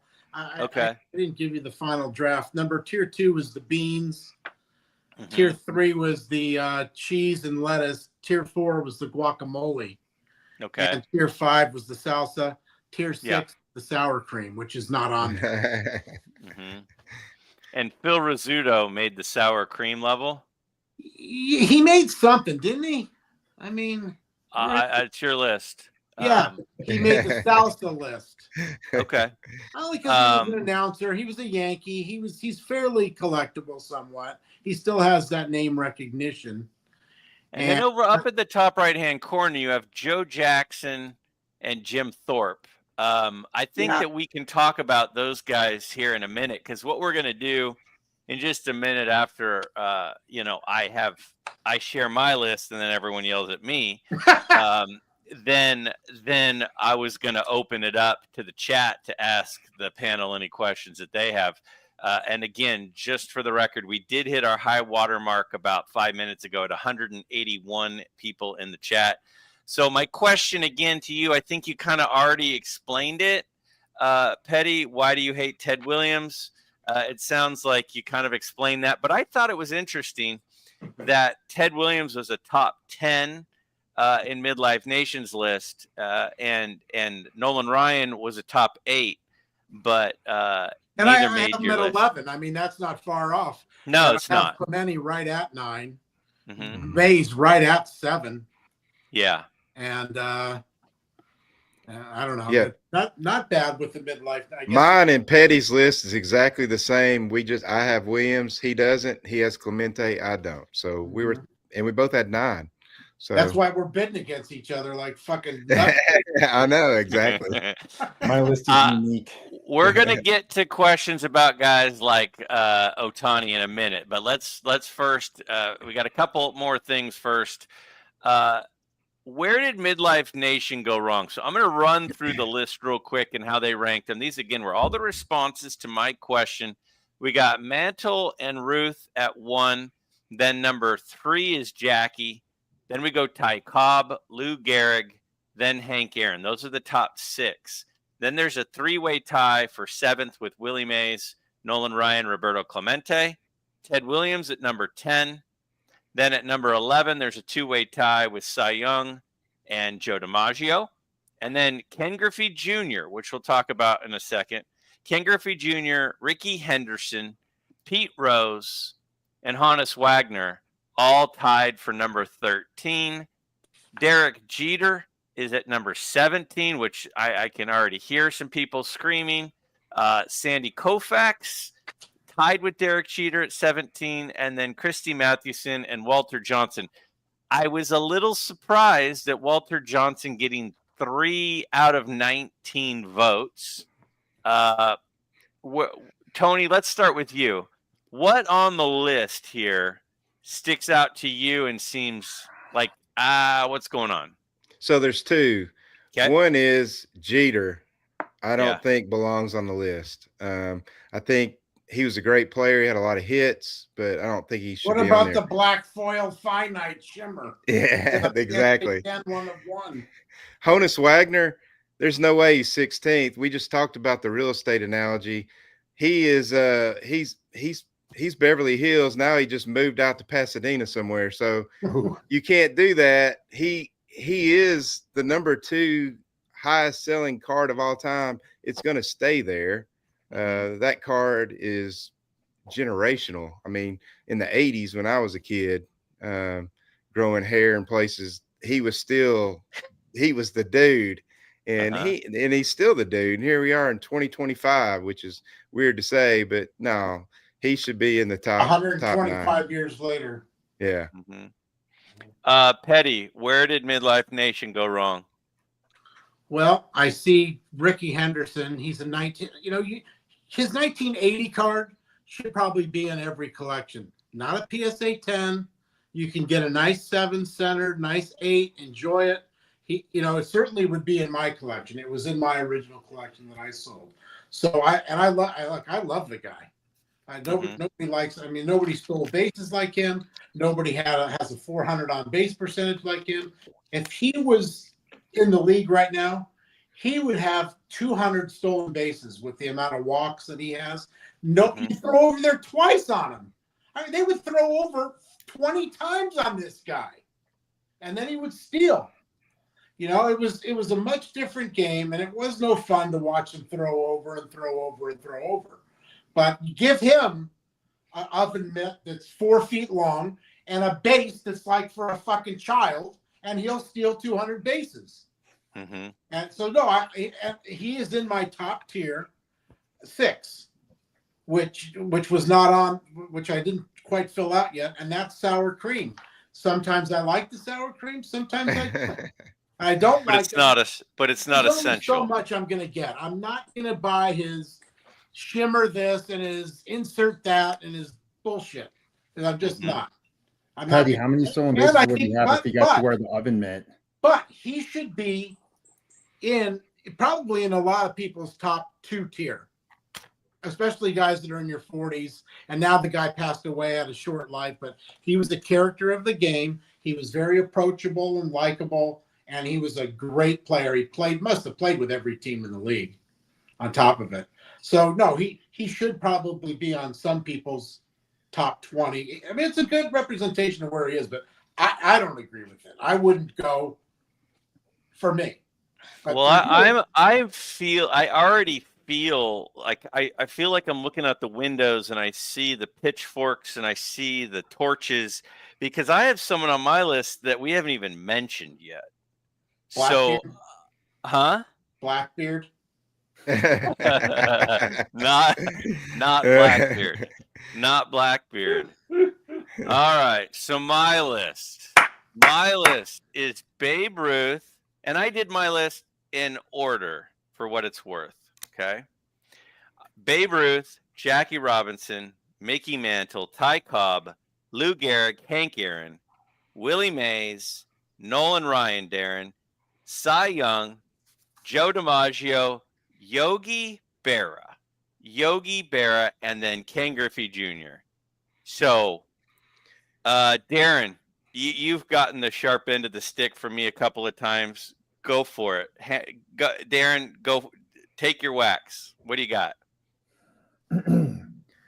I like your left column. Okay.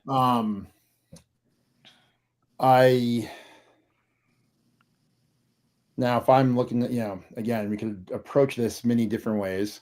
If we're looking at it as relevancy now, I think it's pretty solid. I think if we're talking relevancy in the future, I would say that Ryan should be lower.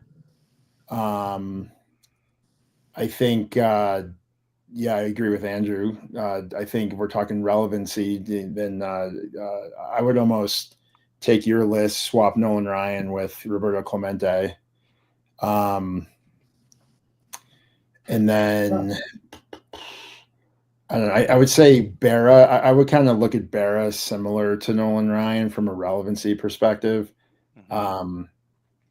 I think he's awesome. I mean, he had so many great seasons. He did so many great things. It wasn't just his like stat line that gave him his value, right? It was everything else that he did for the team. He called all the pitches during the perfect game in the World Series. He has, like you said, the most rings of all time. He was kind of the backbone of the Yankees one of their many peaks of greatness, but hobby relevancy long term, I would question that one. So I would say on your list, I would pull Ryan off, I'd pull Berra off. I'll let King Griffey Jr. slide because he's got relevancy for another 30 or so years until, guys our generation are dead. So I would pull Ryan, pull Berra, add Clemente, and probably add Honus Wagner. Mm-hmm. But I think it's a great list. I mean, Mm-hmm. I like the honesty. Yeah, I mean, I'll be honest. The Ted Williams not being on there, it was very, very difficult for me. I love Ted Williams. I just don't know if in 30 years people will look at Ted Williams the way I look at Ted Williams. Clemente was the next person. Could I have? Probably should be Clemente instead of Yogi. I mean, let's talk about Yogi. Let's look at the elephant in the room here. Yeah, go for it. This guy is one of the predominant catchers of all time. Okay. Yeah. He's not. He's a running joke, and that's part of his problem. If you saw his documentary, it was really good. He just didn't get a lot of respect. They call out the 4 greatest living players, and they call out Bench. They call out Willie Mays, Sandy Koufax, and some other guy. Who the hell else was it? Willie Mays, Koufax, Bench, and Hank Aaron, obviously. You start putting those stats together, and then you show them next to Yogi. And Yogi has better stats than every single one of them. And then he says to his daughter, they're both watching it, and she says to him, "Are you dead?" And he says, "I don't think so. Not yet, at least." Yeah. Not yet, I'm not. And so that's the kind of respect, when he did the Aflac commercials and he also managed, the Mets, you can't even compare him to a lot of these catchers. He was probably, other than Josh Gibson, who everybody wants to call the greatest, I think that Yogi is the greatest, and he's the greatest name. Yogi Berra. Yogi Berra. Yogi Berra. So, Yeah. so are you actually complimenting the choice, or are you? I'm where are you- complimenting it. I mean, I have him on the top of my top tier 3. You know, you're Yeah. not eating a burrito without cheese. Well, here's my thought when I think about it. First, Yogi, again, the name. The name matters. Mickey Mantle, Ty Cobb. That the name is Yeah. the part of way what it makes you rolls off memorable. your tongue. Yeah. So you got that. You got all the quotes. Keeps him somewhat relevant. It's not over till it's over. They talk. They say that all the time. All Right? relevant. The guy's got 10 rings as a player. 10. He has 3 MVPs, and he's a guy where when you look at a picture, if you look at the Yankee team picture, and all the guys are standing there, there's certainly guys that are like, is that Maris? Is that Maris or is that Mantle? Who is? But you see Berra, and man, is that guy Well, recognizable. for us short, fat guys, then could never do anything. If you can't see that guy as being an athlete, and that's the other thing, he didn't look like an athlete. Go watch that documentary. I think it's on Netflix right now if you haven't seen it. It's fascinating. And you can bet your sweet ass that before my grandkids get any birthday money, they're sitting down in front. They're going to get quizzed on that. And he was a gunner on D-Day. I mean, Yeah. Yeah. so you're leaving that out. Thing. Yeah. Right in the middle. Okay, so your thoughts, Tony, on my list. And, Well, and it's okay not to hold back. I've been tough on you guys. And you guys know I love you. It's all been in fun. But well, go first for it. off, not having Honus Wagner on there just makes your list not worthy. I love it. All right. So, but no, I love Nolan Ryan. Like I said, he was my honorable mention. So I had him close, but not on it. Cy Young and having him up there. I like the idea behind it. But again, not saying Cy Young is better than Walter Johnson. And he'll be all of these guys will be relevant. So I know a lot of people have been giving us heat, but when you got to do a 10. Yeah. Well, I did 12, but yeah. Yeah.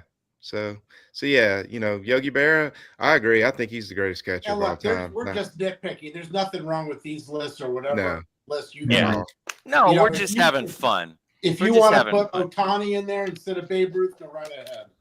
Now, can we talk about the Otani thing? Because,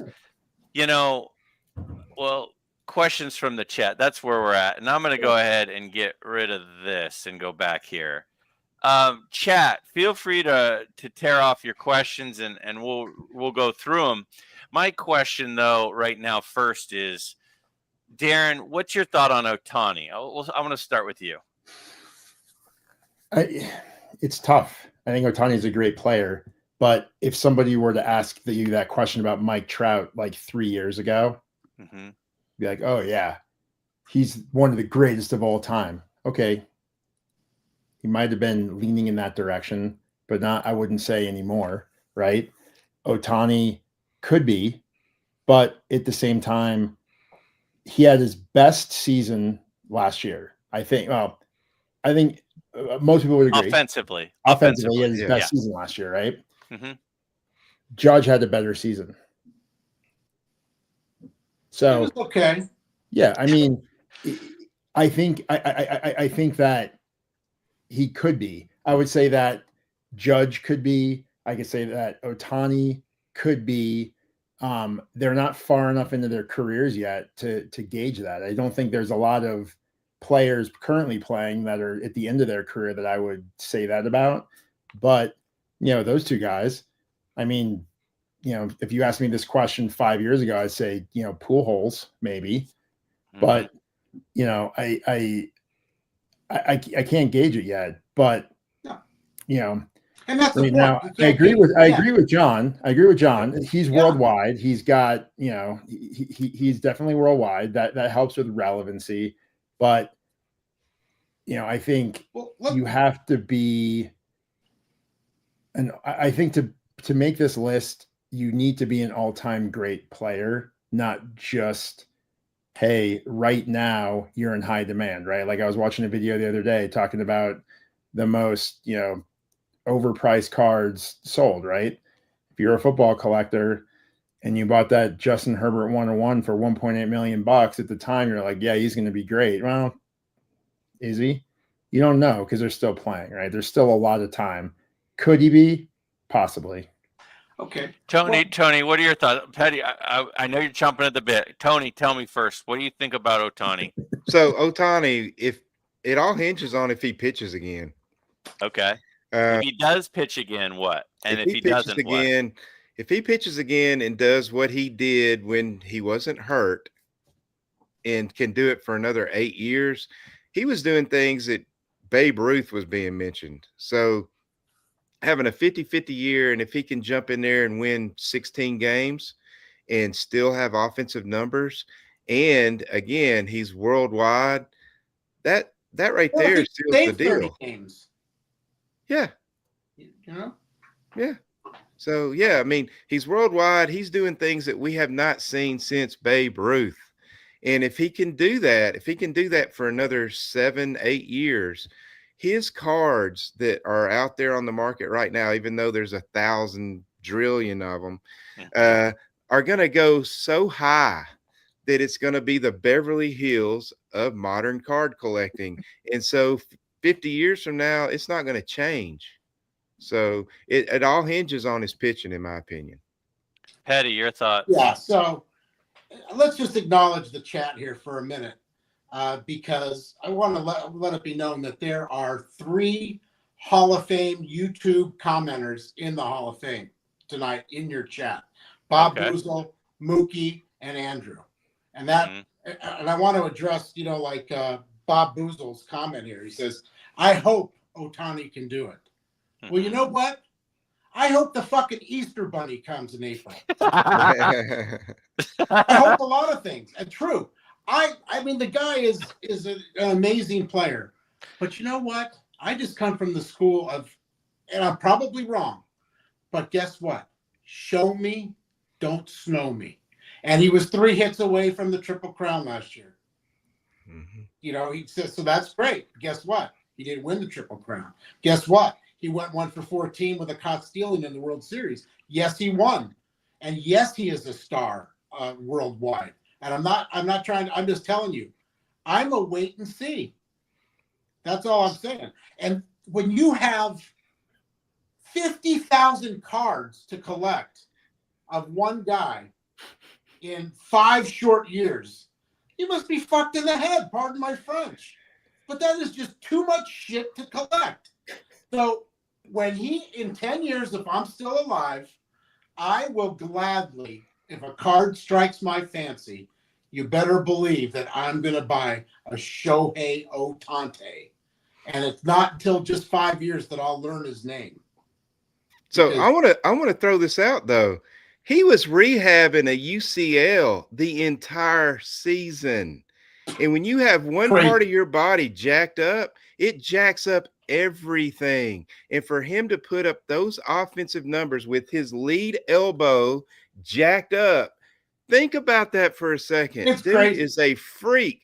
If you like the Marvel movies and Captain America takes the some serum or whatever it is, that's what he took, man. He is a super soldier. He is a freak, man. I'll give the guy credit even after he slid and got his 3rd arm surgery. So let's put that in there with his 3 hits away, 3 arm surgeries.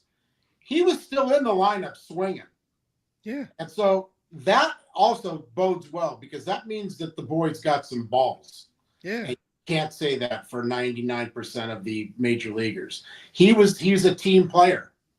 Okay. Trout would have been on the bench because he wouldn't want a DH. That's the difference between Trout and Otani. So I love the guy.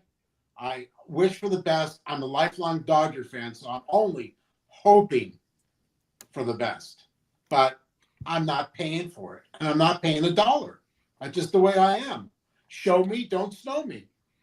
My biggest issue personally with the Otani situation is I don't know if I were to go buy an Otani card, I don't even know where.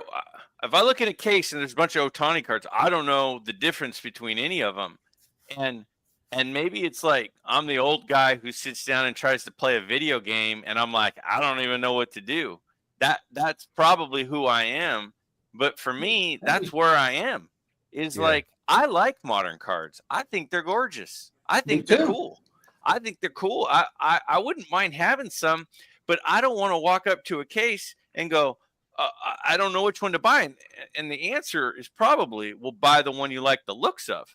But I don't want to buy the one that I like the looks of only, and I'm buying something for that is not a desired card, because I always care about the value to a certain extent. Of course. Because I want things for liquid purposes. I like having things that I think are going to at least hold their value somewhat. Because then if I decide that's not for me anymore, I can get out of it. It's Tony's analogy about buying the bass boat. When you buy the bass boat and you drive it off the lot and you want to sell the bass boat, you're going to get 50 cents on the dollar. So I want to at least get something that's going to hold some of the value. I think So we for all me, agree with that. maybe I'm just the old guy, but I don't know where to start. It's too complicated for me. Yeah. And that's just being real. Darren. I think I heard a rumor though that it'll be easier this year because apparently Topps is not making the black cards anymore. So that's one less option that you have to sort through. I've heard that as well. I don't know much about that. Petty just disappeared, but he might be back. We'll see. He had to go make a burrito. Yeah, I don't. There he is. I don't know. I don't know where to go, and again, that's just me being real, and that's just me being like, am I supposed to say I don't know where to go? I don't know, but I don't know where to go. Like, I go to these cases, and I have a buddy that was a dealer at the show we were at on Saturday, and he had like 2 cases of vintage, and he had 2 cases of modern, and he's like, the modern stuff is selling like crazy, and the vintage stuff is kind of slow. And I was like, really? And he's like, yeah, it's kind of slow. And I'm like, what's going on with that? He's like, I don't know, but the vintage stuff, I can't even keep in my case. So there's no doubt that there's a lot going on with Pokemon cards. There's a lot going on with modern cards. And maybe part of the reason that I shy away from modern cards is that I don't understand it. But here's the deal. What we're talking about ain't about us. It's about our kids' kids. We're talking about they will know. And that's all that's important in this conversation. They will know. And so if this dude keeps doing what he's doing right now, they will figure it out. It's going to be all the stupid numbered of 5s, of 10s, of 25s, but they'll figure it out. I don't know how to play my son's video games, but he knows, and those are important to him. So yeah, I think they'll figure it out. But if he keeps doing what he's doing, he's going to be important to them. Look, when he played with the Angels, I personally got the MLB package just so I could watch his games late at night, because I love seeing what he was doing. And when I would watch those games, what did I see on the backstop? Japanese advertisements for Japanese companies, because he's worldwide. So it ain't just here. Can you make me a burrito? No fish. No fish in my burrito. Dylan is calling me out saying I'm making it sound like it's rocket science. Maybe it is a lot more simple than it is, and it probably is. It's probably one of those things where I don't know anything about it because I haven't tried to know anything about it. And yeah, I mean, here's my thing. I literally went on eBay like a couple days ago just to look at a couple different cards for some modern guys, just because I was curious. If I want to buy a vintage card of Mickey Mantle, and I'm like, I want to get like a Mickey Mantle, an early Mickey Mantle card. Okay, well, I'm going to have to decide between, Bowman and Topps or one of those, a couple of the different food offerings, right? But then you go on to look at like a modern player, baseball, football, basketball, whatever. You put their name in and you search by their name. And like some of these guys, it pops up and you start scrolling, and you don't even see the same card twice until you get to like 2 pages down. That's where it gets confusing because there's just so many different ones. And it's like, well, is the orange out of 5, more valuable than the, certain type of fractor, whatever, right. The tiger that, stripe. that it might be more than 5, but there's a higher demand for it, so the value's higher. Is a card out of 5 that's not signed more or less valuable than a card out of 25 that is signed? I think that's where it gets tough, because the pricing, at least from what I've seen, isn't as locked in, right? It's like, when you buy a vintage card, it's like buying like a blue chip stock. This, the value of it is going to move, but it shouldn't be jumping all over the place, where the modern stuff does. So for me personally, it's too hard to keep track of what the value could be of the card. What ones I like or don't like. I did that rainbow of that, of the Judge 62 home run thing. And that was kind of fun, but that burnt me out. And I only got like 14 of them, and there's still like 8 left. Right. So, I think there's more than 8. 8 left. The ones that I don't have, I think there's only about 8 that I don't have. I got like the Mother's Day pink. I don't have the platinum. There's a couple, but either way, like to me, it's easier for me from vintage, right? Because then it's like, hey, there's the card.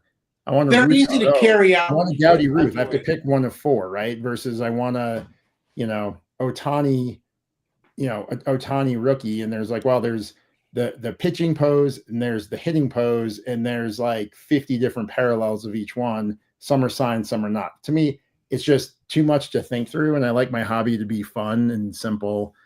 And for me, that's just too. I have to analyze it too much to do that. Yeah, and I'm not. When I'm saying what I'm saying, I'm not putting value on it for whether I think it's a good thing or a bad thing. I'm just explaining one of the reasons that I haven't waded into the waters, and I just kind of keep my distances, because it's just kind of. I guess I get what everybody's saying in the chat. Is, dude, it's not that complicated if you just get in there and start doing it. And maybe I will. I mean, I don't know.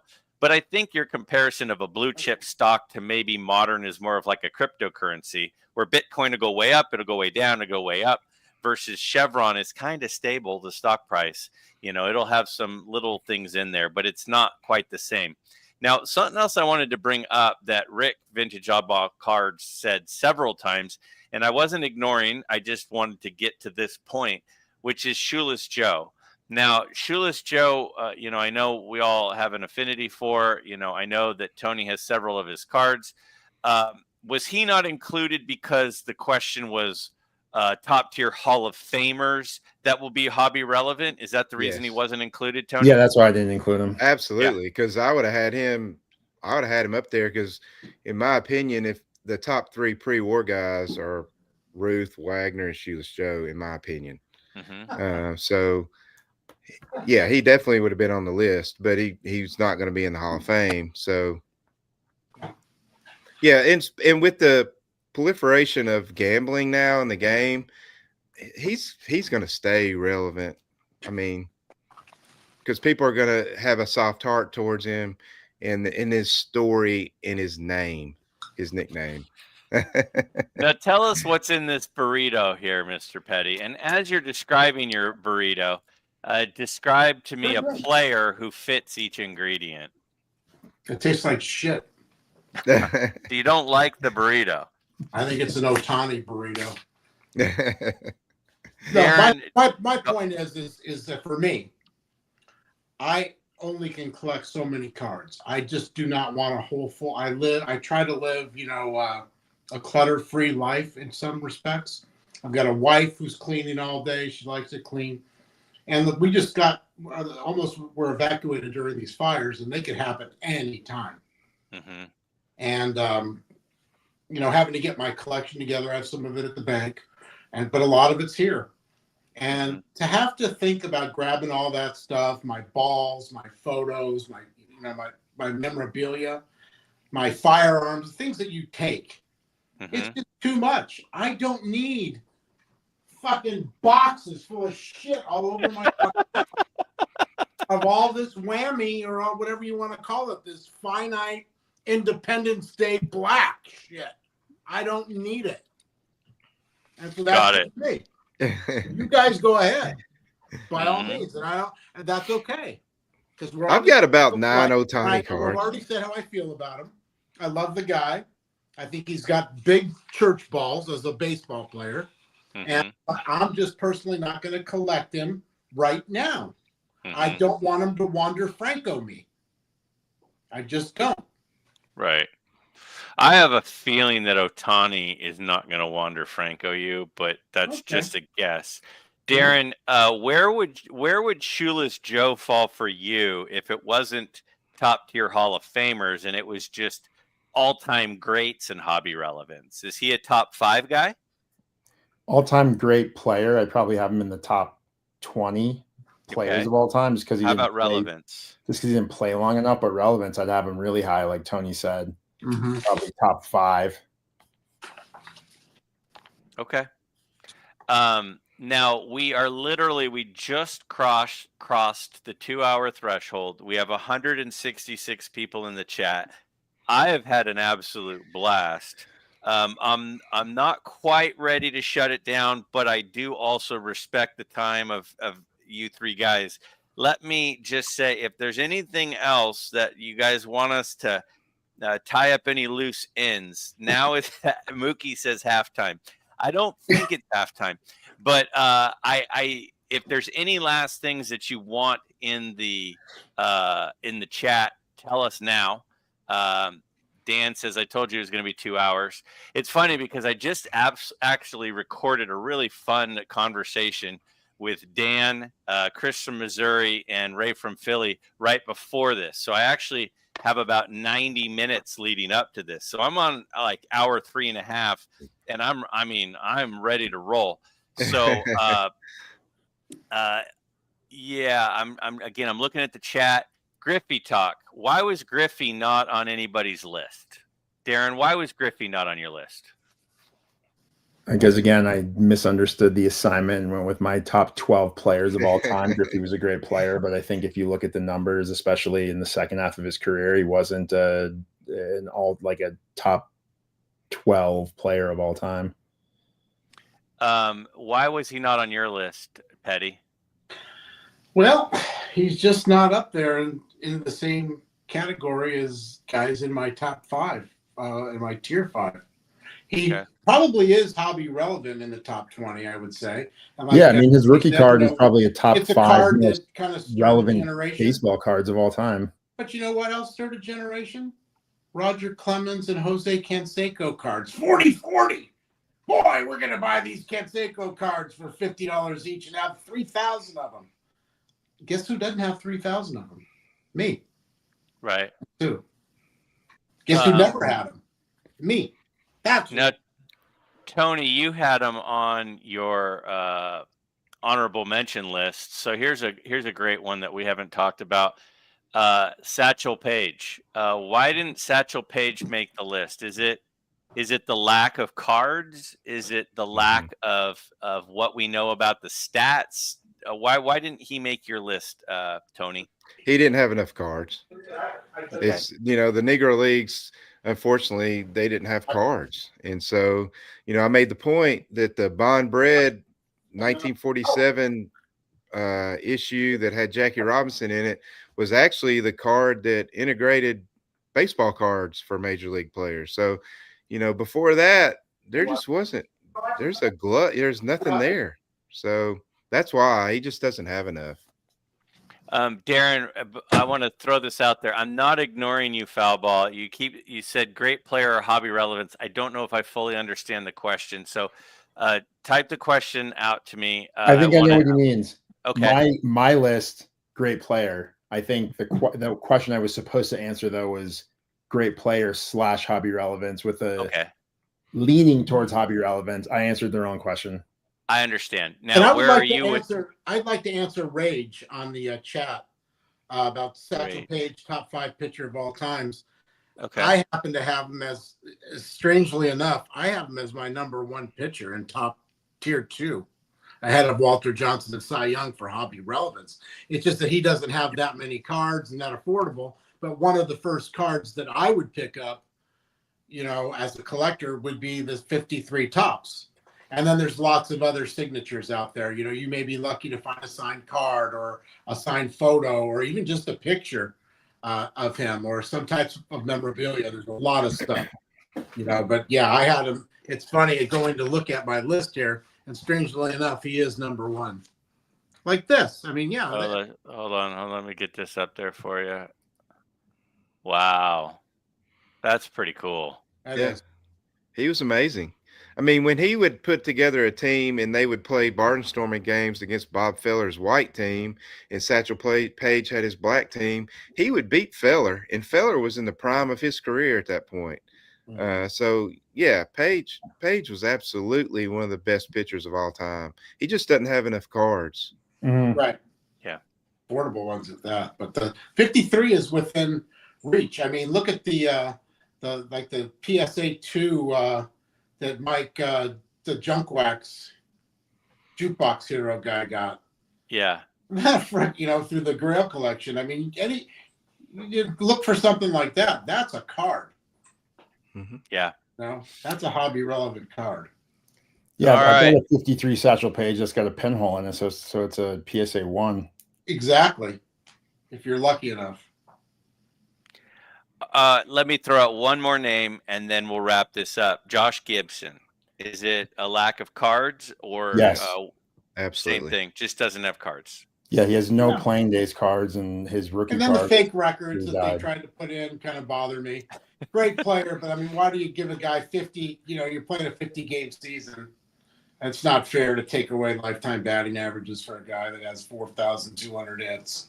Yeah. It's just silly. And then, you know, baseball statisticians, they don't recognize that. And it's MLB taking nothing away from him because, I mean, another guy that you got to love his story. It's just that there's just not enough collectibles for him.